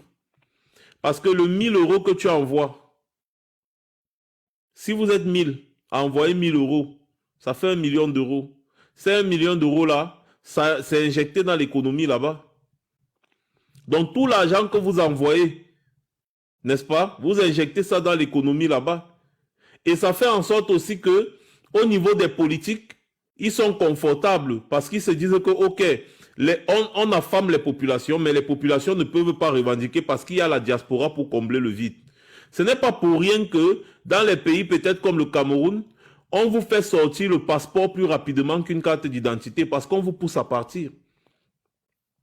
Ils savent que plus vous partez, plus vous allez essayer d'envoyer de l'argent de temps en temps au pays et ça va soutenir l'économie du pays. Vous ne savez pas, la diaspora peut-être camerounaise par exemple envoie tellement d'argent au Cameroun que si on calcule, c'est en termes de milliards en CFA. Au moins 700 milliards l'année. Et 700 milliards, c'est plus de 10% du budget du Cameroun. Plus de 10% du budget du Cameroun. Est-ce que vous vous rendez compte que vous aidez aussi à maintenir les dictatures en place? Vous aidez à maintenir les dictatures en place. Parce que je vais vous dire, la diaspora française, par exemple, la diaspora française n'envoie pas l'argent en France. Quand les Français, n'est-ce pas, immigrent ou bien s'expatrient, comme ils aiment trop utiliser, ils aiment les jeux de mots, quand ils s'en vont, c'est pour s'installer et vivre. Ce n'est pas pour aller travailler, envoyer l'argent en France à leur famille, rester en France. Parce qu'ils savent que le système en France est bien huilé pour prendre soin des gens. Donc, quelqu'un n'est pas obligé de prendre soin de son père ou de sa mère ou de son frère ou de sa sœur ou de l'enfant de son frère, l'enfant de sa sœur. Tout cette tralala là, le système s'en charge. L'État, le gouvernement s'en charge déjà. Donc, ne pensez pas qu'il n'y a pas que ne pensez pas qu'il y a que les Africains qui voyagent pour aller se chercher ailleurs. Hein. Les Italiens, les Français, les Irlandais, ils voyagent dans le monde pour aller s'installer ailleurs. Mais le problème, c'est que quand ils partent s'installer là-bas, ils se font une vie. Ils se font une vie là-bas. Ils ne partent pas s'installer là-bas pour travailler, ne pas avoir une vie et envoyer l'argent aux familles restées au pays. Ce n'est que la diaspora africaine qui fait ça. Et vous ne savez pas que lorsque vous faites ça, plus vous faites ça, plus vous soutenez les dictatures africaines. Parce que vous leur permettez de survivre sans s'occuper des familles, de vos familles que vous avez laissées en Afrique. Pourtant, c'est leur rôle. Le fait que jusqu'aujourd'hui, il n'y a toujours pas d'assurance santé pour les populations venant du gouvernement, il y a certains petits trucs là qu'on a ici en diaspora, en Europe, aux États-Unis, partout, en Amérique, partout, mais qu'il n'y a pas en Afrique, c'est un problème. C'est un gros problème. Et c'est pour ça qu'on se bat aussi au niveau politique. C'est que, en fait, nos familles qui sont en Afrique peuvent profiter de nos ressources naturelles et ne pas être totalement dépendants de nous qui sommes en diaspora.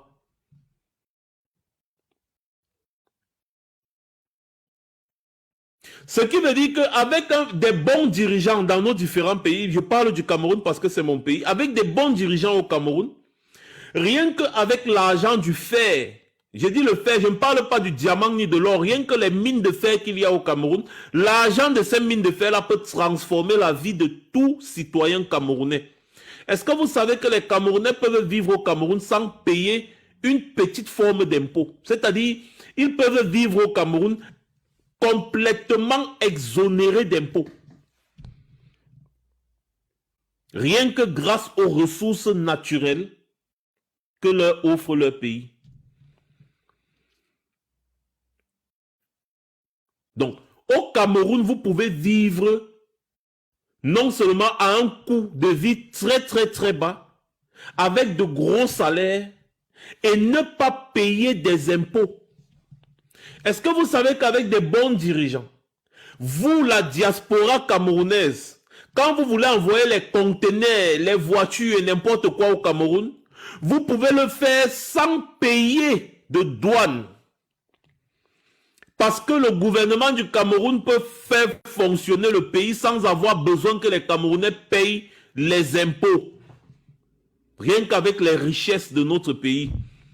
Donc, c'est complètement fantasmagorique de voir une population camerounaise complètement dépendante de leurs enfants qui sont en diaspora. Si bien que ceux qui sont en diaspora travaillent, ils ne peuvent pas avoir une vie parce que tous les jours, ils doivent envoyer l'argent à leur famille restée en Afrique à cause des problèmes, les problèmes. Non.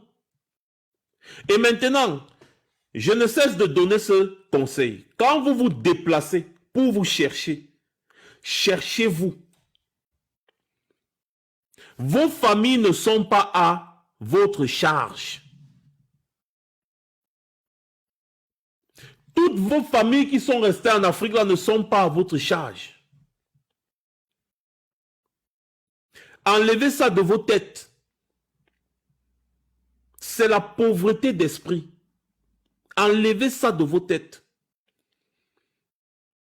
Parce que vous êtes appelés à fonder votre propre famille. Vous êtes appelés à vivre votre propre vie. Vous marier, avoir des enfants, assurer l'avenir de vos enfants, ça doit être votre priorité pour ceux qui veulent fonder une famille. La voiture n'avance pas à reculons. Chaque parent a le devoir et l'obligation de s'occuper de ses enfants. Ainsi de suite. Chaque parent a le devoir et l'obligation de s'occuper de ses enfants. Ainsi de suite. Quand je dis ainsi de suite, ça veut dire que ces enfants-là, lorsqu'ils grandissent, ils vont s'occuper de leurs enfants et ainsi de suite. Ceux qui viennent dire, ouais, c'est ta mère, elle s'est sacrifiée pour toi, c'est ton père, bonsoir Valérie, c'est ton père, il s'est sacrifié pour toi, c'est ta mère, c'est ton frère, c'est ton sang, c'est ta soeur, c'est ton sang. La vie avance, la vie ne recule pas. Et je vous le répète ici à chaque fois, un bon parent, c'est celui qui, avant de te poser un problème, se rassure déjà d'abord que toi-même, tu n'es pas de problème. Un bon parent, c'est celui qui sait qu'il a tout donné à son enfant et n'attend rien en retour, si ce n'est l'amour et le respect.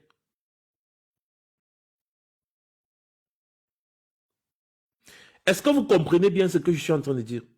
C'est-à-dire, un bon parent n'acceptera jamais que tu lui envoies 1 million alors que toi-même tu n'as pas mangé.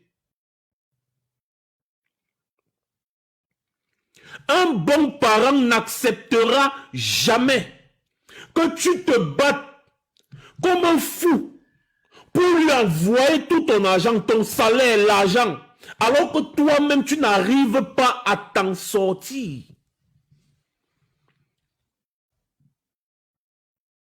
Et des parents comme ça, il en existe beaucoup qui savent ce que c'est que être parent.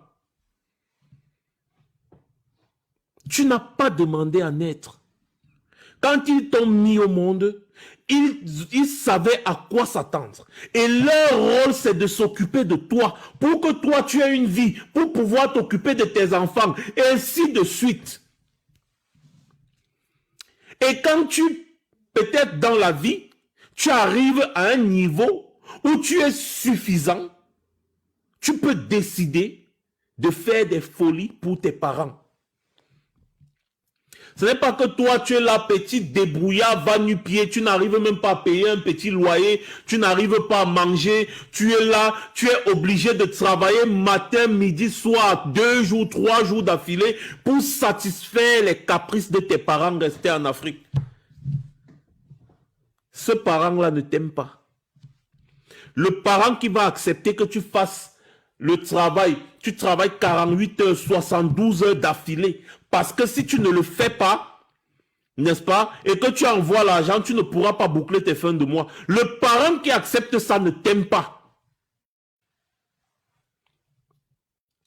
Parce qu'un bon parent pense d'abord à l'intégrité physique et morale de sa progéniture. Un bon parent va te dire non, une personne doit se reposer. Ça veut dire que si tu as travaillé aujourd'hui, tu dois te reposer. Parce que tu ne peux pas enchaîner. Il y a des gens ici qui travaillent 48 heures, 72 heures.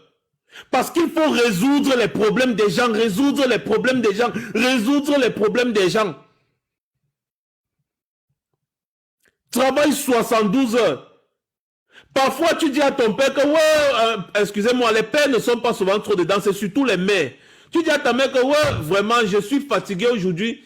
J'ai même envie de manger un bon poulet là, tout. La mère demande que ça coûte combien?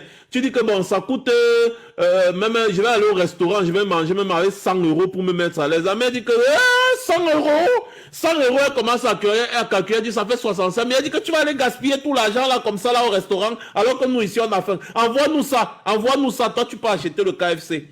Le KFC c'est 10 €. Donc si tu enlèves 10 €, tu nous envoies même 80 €, reste avec 20 €. C'est pas un parent. Un parent, c'est celui qui t'encourage à être bien, qui veille sur toi, qui pense que, ouais, est-ce que tu es en santé? Est-ce que ça va? Le parent, c'est celui qui t'appelle à chaque fois pour te demander si ça va et non pour te demander de l'argent. Le bon parent, c'est celui qui, avant de te demander de l'argent, se rassure que toi-même, d'abord, tu as de l'argent. Avant de te demander d'arranger la toiture de sa maison, il se rassure que toi d'abord tu as une maison. C'est ça, un parent, parce que c'est son rôle. Ce n'est pas le rôle de l'enfant de s'occuper des parents. Ce n'est pas leur rôle. Le rôle du parent, c'est de s'assurer de l'avenir de son enfant. Il y a des parents qui ont travaillé toute leur vie et qui n'ont pas assez de moyens et dont les enfants sont obligés de travailler aussi pour s'en sortir. C'est normal, la vie, elle est faite ainsi. Mais ces parents-là doivent accepter leur sort et ne pas demander à leurs enfants d'aller se sacrifier leur vie pour les faire revivre ce qu'ils n'ont pas pu vivre pendant leur vie. Non! Non! Tu ne vas pas envoyer ton enfant travailler comme un malade dans les chantiers à gauche, travailler à droite, en haut, en bas, monter, descendu, parce que l'enfant là doit t'offrir une vie que tu n'as pas eue pendant ta vie. Non. Le temps passe, le temps avance, le temps ne recule pas. Et des parents comme ça, il en existe. Mais il y a aussi des parents sorciers là, qui ne veulent rien comprendre. Pour lui, c'est que tu es parti en Europe, c'est que tu dois seulement te sacrifier pour lui. Tu dois te sacrifier, tu dois lui envoyer l'argent. Tu dois envoyer l'argent. Un parent que quand tu étais avec lui au pays, pour qu'il te donne même comme ça, là, qu'il sorte même 20 000, il te donne comme ça, c'était dur. Mais comme maintenant tu es en Europe là, le parent te parle des problèmes de 2 millions faciles. Il te dit, bon, j'ai un petit problème là, et il me faut même 2 millions pour résoudre ça, vraiment, c'est grave, hein, je ne sais pas, si tu ne m'envoies pas ça, je suis mort. 2 millions. T'as dit comme si les 2 millions là, on ramasse. Oui, tu es en Europe donc, Tu vas seulement envoyer ta main là-bas, tu vas ramasser les 2 millions là, tu vas lui envoyer.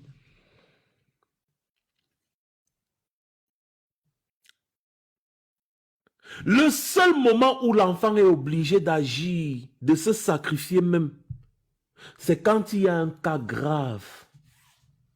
Et que tu sais que non, à l'heure si je n'agis pas, il peut avoir décès.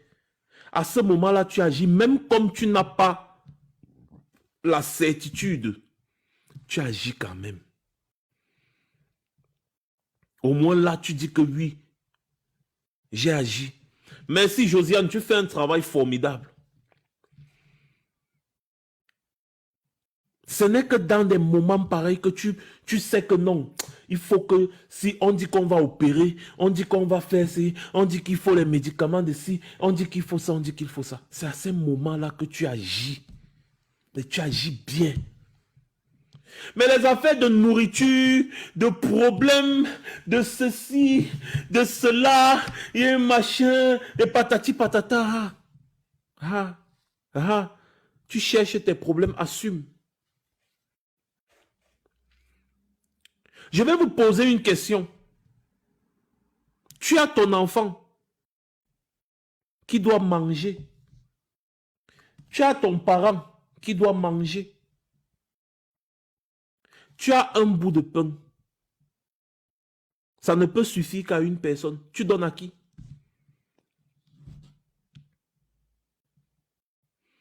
Tu donnes à qui?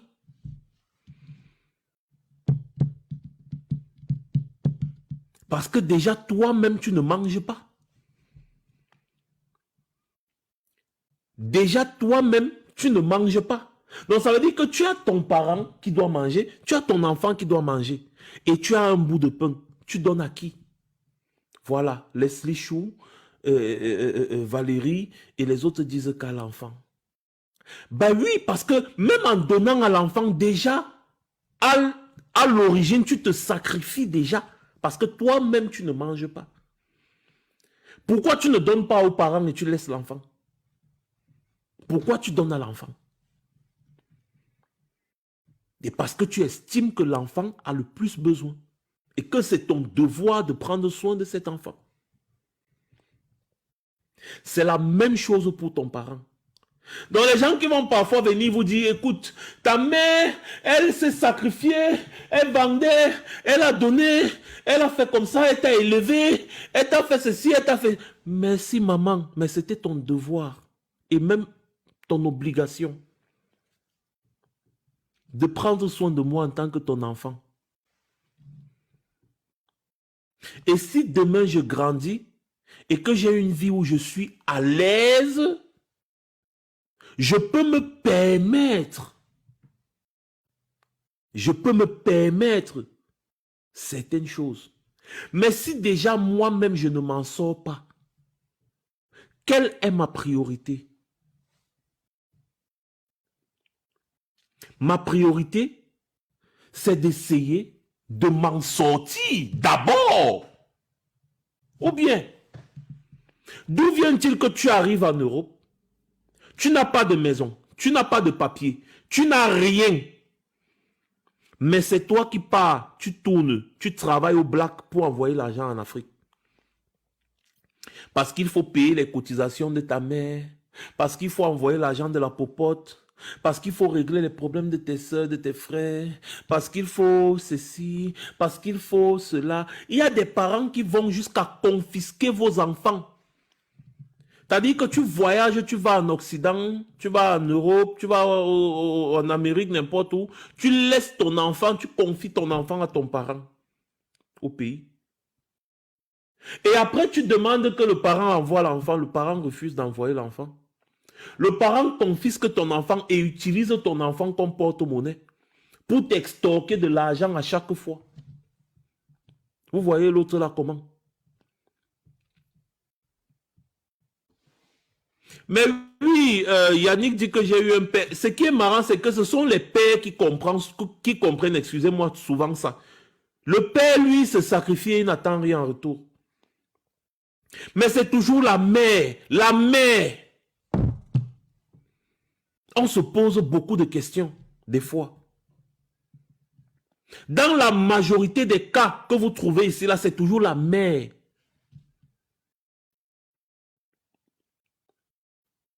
Vous voyez une maman qui confisque l'enfant de son enfant parce qu'elle doit utiliser l'enfant de son enfant comme porte-monnaie pour que son enfant qui est en Europe continue de lui envoyer l'argent. Pour soi-disant s'occuper de l'enfant. Or, elle envoie l'argent comme ça là pour que la mère résout ses problèmes. Et l'enfant même ne profite pas de l'argent qu'on envoie. Il y a beaucoup de personnes comme ça ici en diaspora. Parce que maintenant, de plus en plus le temps passe, plus c'est difficile pour certaines personnes qui ne connaissent pas le système ici de se régulariser.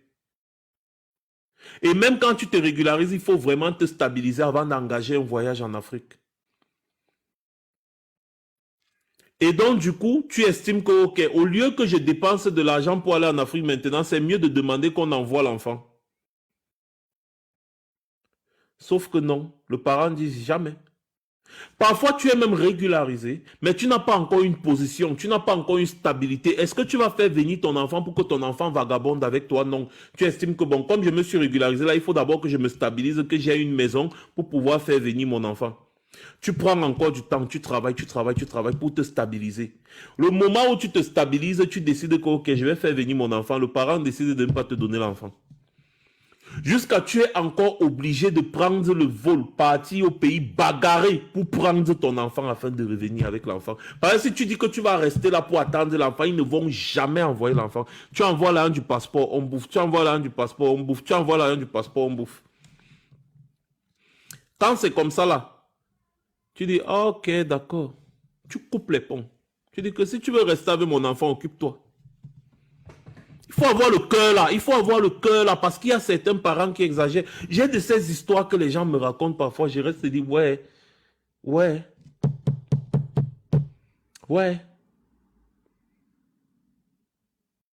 Je répète encore pour ceux qui n'étaient pas connectés, le direct sera disponible sur ma chaîne YouTube, Max Senior officiel. Donc je vous invite à vous abonner sur ma chaîne YouTube.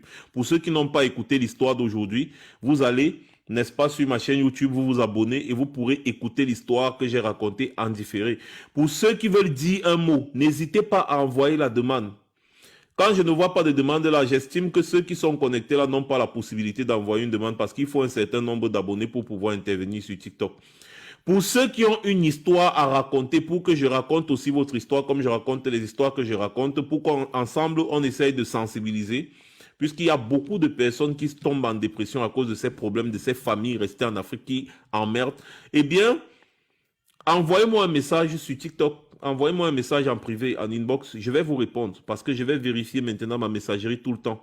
Il y en a qui m'ont dit que sur WhatsApp, ils n'aiment pas trop parce qu'ils ne veulent pas donner leur numéro, ils ne veulent pas qu'on ait leur numéro, tout. Déjà, je vous rassure que je ne publie jamais les numéros des gens et je vous comprends aussi en disant, ok, envoyez-moi les messages sur TikTok. Comme ça, je pourrai vous répondre et comme ça, je vais aussi publier vos histoires et les gens pourront vous donner des conseils, donner leur avis, effectivement. Et pendant les directs qu'on fera d'habitude, vous aurez l'antenne libre pour intervenir. Si vous voulez raconter votre histoire à chaud, vous pourrez raconter votre histoire à chaud. Si vous voulez qu'on fasse un direct ensemble pour que vous racontez votre histoire en direct, vous avez subi, n'est-ce pas, si vous avez subi l'escroquerie familiale, si vous avez passé votre vie à travailler, envoyer l'argent en Afrique, si tous ces trucs-là, contactez-moi seulement et vous allez raconter vos histoires. Il y a beaucoup de personnes qui ne veulent pas raconter l'histoire même en direct parce qu'ils paniquent un peu. Parfois, ils ne veulent pas qu'on reconnaisse leur voix, parfois, mais vous devez vous lâcher. Vous devez vous lâcher parce que si vous ne vous lâchez pas, vous allez retomber dans ce schéma. Parce que c'est un schéma. Je vais vous rassurer que si vous mourrez aujourd'hui, ils vont continuer de vivre. Dites-vous que si vous mourrez aujourd'hui, ils vont continuer de vivre. Je vous parle toujours de quelqu'un que je connais personnellement qui bossa. Donc, c'est-à-dire, il a pris le désert, la Méditerranée. Il a risqué sa vie, tout le chemin pendant des mois. Il a fait la prison en Libye. Il finit par Boza. Il arrive en Italie. Il appelle sa famille qu'il a Boza. Même pas une semaine. On l'appelle déjà pour lui poser les problèmes d'argent. Même pas une semaine. S'il mourait dans l'eau, vous alliez faire comment? Je vous le dis, hein, Comme l'autre, je vous ai raconté, il y a un monsieur là qui est devenu fou, il est dans un asile psychiatrique aujourd'hui. Sa famille continue de vivre, au calme, ils vivent. Ils vivent, ils n'ont pas de problème. Donc, si vous coupez les ponts avec les familles toxiques, restez en Afrique. Si vous coupez les ponts, ils vont continuer de vivre. Ils ne vont pas mourir parce que vous avez coupé les ponts, vous avez cessé d'envoyer l'argent. Ils ne vont pas mourir. Vous coupez les ponts, le temps pour vous de vous stabiliser. Bonsoir, PNC au test de l'air. J'espère que tu vas bien.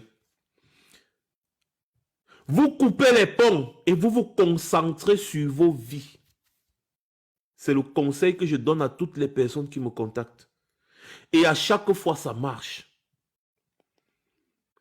Et aussi, si vous estimez que vous ne voulez pas couper les ponts, apprenez à dire non. Mais moi, je vous encourage à couper les ponts pour un temps parce que à chaque fois, on vous appelle pour vous raconter des problèmes, pour vous poser des problèmes. Même si vous dites non, ça vous traumatise quand même. C'est une pression et vous n'avez pas besoin de ça. Vous avez besoin qu'on vous appelle pour vous demander comment vous allez parce que l'Europe, c'est pas facile. Vous avez besoin qu'on vous appelle pour prendre de vos nouvelles, pour demander ce que vous avez mangé, comment vous avez passé la journée, comment vous avez passé la nuit. Vous avez besoin qu'on vous tape les commentaires nostalgiques. Comment on jouait le pouce-pion, comment on jouait le ndoshi babouche, comment on jouait à la corde, comment on jouait et il y avait les filles qui jouaient ça tout le temps devant nous. Quand on était petits, on avait les pouce-pions pingouins, les pouce-pions ceci. Il y avait les je déclare la guerre. Bon, en fait, c'est une façon de vous dire que vous avez besoin que les gens qui vous appellent se soucient de votre santé mentale. Parce que la santé mentale, c'est très important, c'est primordial.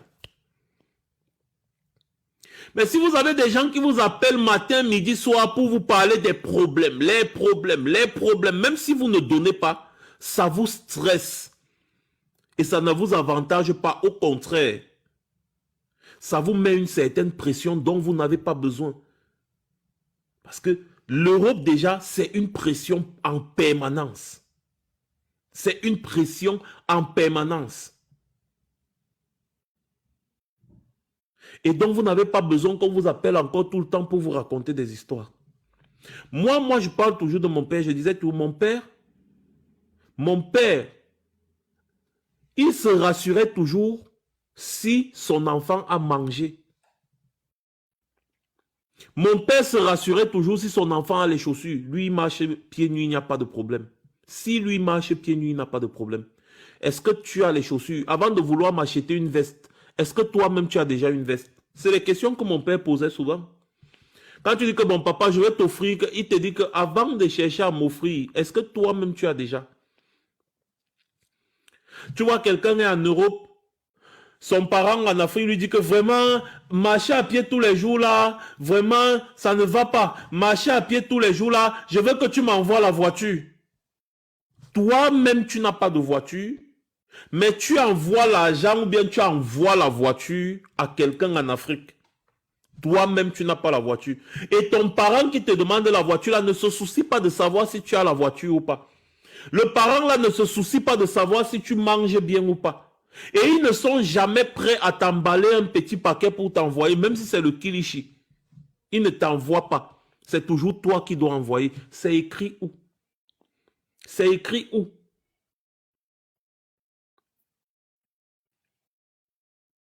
C'est écrit où? Donc, si vous avez des gens qui passent le temps à vous stresser, coupez-les. Vous n'êtes pas la vache à lait. Et ça, c'est mon combat. Ah, Schengen 237 dit qu'il connaissait mon papa. Bravo, merci beaucoup. C'est bon à savoir. Hein. Ça, c'est mon combat parce que les gens en meurent. Les abus familiaux en Afrique, c'est exagéré. Les gens en meurent. Et j'ai un autre conseil à donner aux familles avant de couper le live de ce soir. C'est que vous gagnerez mieux à ce que vos familles qui sont en Occident s'en sortent. Et si c'est avec votre aide, ce sera encore plus bien.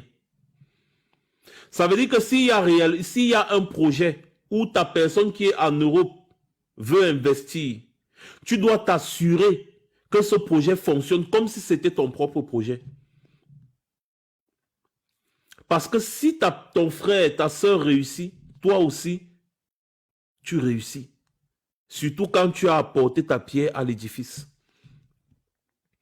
Au lieu de monter les faux projets pour qu'on t'envoie l'argent, tu bouffes. Fais un vrai projet honnête et devenez partenaire. C'est encore mieux.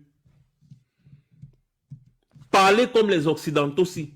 Que, ok, comme moi j'ai un apport intellectuel et toi tu as un apport matériel, moi j'ai 40%, tu as 60% du projet. Nous sommes actionnaires. Nous sommes partenaires. Et donc vous faites fonctionner la boîte, vous faites fonctionner le projet.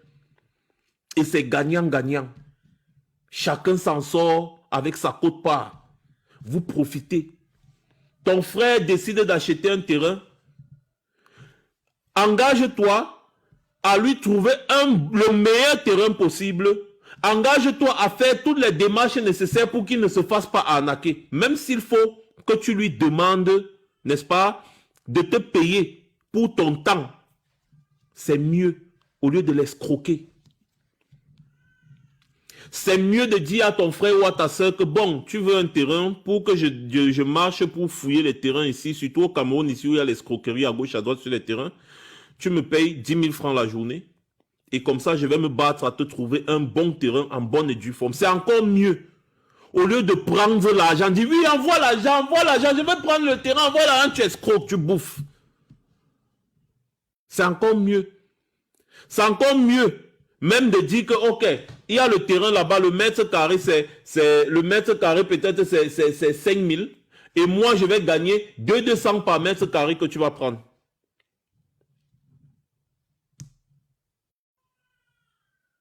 C'est mieux. Tu dis que bon, moi, je me suis arrangé à le vendeur. Donc le vendeur vend à 5 000 le mètre carré. Et moi, je vais gagner, comme c'est moi qui amène le client. Le vendeur a dit qu'il va me donner 200 francs par mètre carré.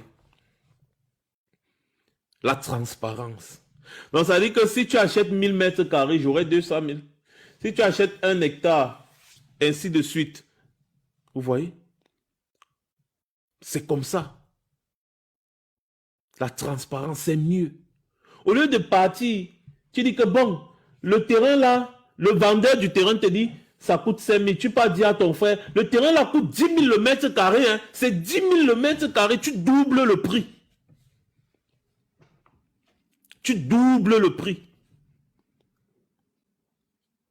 Même si tu ajoutes 100 francs sur le mètre carré, ce n'est pas bien, c'est de l'escroquerie.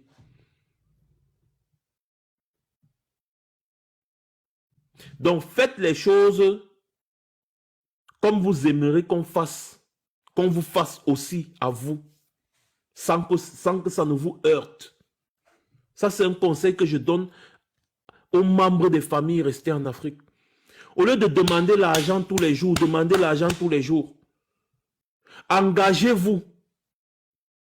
Engagez-vous proprement. Et vous verrez que vous allez plus gagner qu'autre chose. Si tu démarres un projet de boutique, lance-toi dans le projet de la boutique là. Ce n'est pas parce que l'argent ne vient pas de ta poche que tu ne dois pas t'engager. Engage-toi comme si l'argent que ton frère ou ta soeur t'envoie là vient de ta propre poche, que c'est ton argent que tu as mis dans le projet. Bats-toi pour que le projet ne tombe pas. Ne fais pas du genre, ouais, la boutique, bon, comme c'est mon frère qui a investi dans la boutique, ah, je m'assois, je croise les pieds. Le client veut, il vient où? Le client veut, il ne vient pas où? Chaque fin du mois, je paye le loyer. Et après, même si la boutique ferme, c'est pas grave. Parce que, de toutes les façons, quand je vais encore demander à mon grand, il va m'envoyer l'argent. Fais comme si c'est ta propre boutique. Bats-toi. Fais le marketing, va chercher les clients, bats-toi, vends la marchandise, gagne les bénéfices, fais tourner la boutique. Et fais grandir la boutique. Comme ça, ton frère sera fier. Quand il sera en Europe en train de se battre, il va dire, voilà au moins mon frère, il est en train de tourner une boutique. Et je suis content. C'est comme ça que vous allez gagner. PNC au test de lait. Je donne quand même les conseils. Je sais, mais je donne quand même. C'est comme ça que vous allez gagner. Au lieu de vous transformer en escroc patenté, vous avez la patente en escroquerie. D'ailleurs, un pays comme le Cameroun où on applaudit les fémans, franchement, je ne comprends pas. Quelqu'un vous dit que sa vie c'est voler.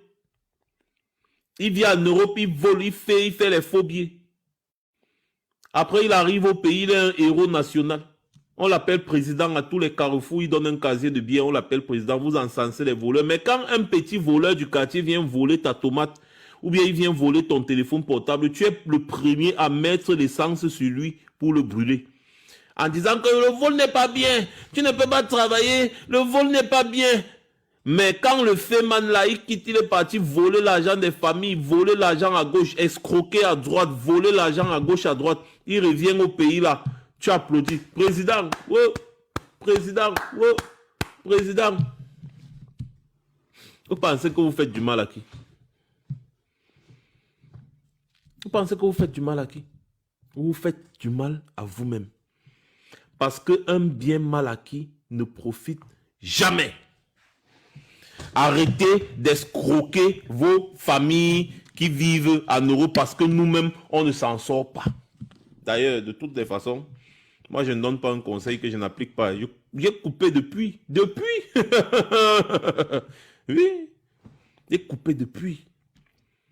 Et ça me fait du bien parce que ma femme et moi, on a tellement des économies que on programme des voyages sans se gêner. On vit à l'aise. C'est-à-dire, on est à l'aise. Essayez et vous verrez. Vivez votre vie. Travaillez pour vivre, pour préparer l'avenir de vos enfants. Travaillez pour préparer l'avenir de vos enfants. Parce que la plupart du temps, quand vous n'êtes pas là, ces gens-là ne s'occupent pas de vos enfants. Hein. Ils ne s'occupent pas. Travaillez pour préparer l'avenir de vos enfants. Faites des économies, faites des investissements pour préparer l'avenir de vos enfants. Voilà. Donc, pour ce soir, j'en ai terminé. Hein. Merci beaucoup à tous ceux qui ont suivi le live de bout en bout. Merci à tous ceux qui ont envoyé les cœurs, beaucoup de cœurs, beaucoup de cœurs. Merci à vous. Et je vous invite encore une fois de plus à vous abonner sur ma chaîne YouTube, Max Seigneur officiel. Il y a Yannick qui dit que grand, prends soin aussi de tes parents si c'est nécessaire. Heureusement, tu as bien dit si c'est nécessaire. Voilà, tu as complété comme il fallait si c'est nécessaire. Voilà.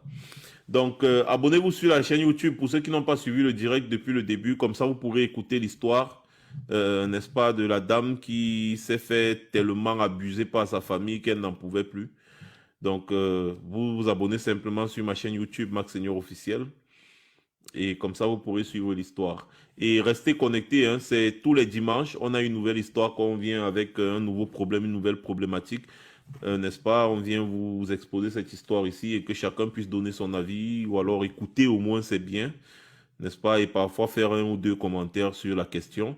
Le sujet principal du dimanche soir à 21h30 heure de Paris, il est 20h30 ici, disons 20h30 à Londres. Le sujet principal c'est la diaspora esclave des familles restées en Afrique. C'est le sujet principal. C'est un vrai problème. On ne doit pas prendre à la légère ce problème-là. Voilà. Donc, merci beaucoup à tous encore une fois de plus. Et sur ce, passez une agréable soirée et un bon début de semaine pour demain. C'était Max Senior. Je reviendrai très certainement.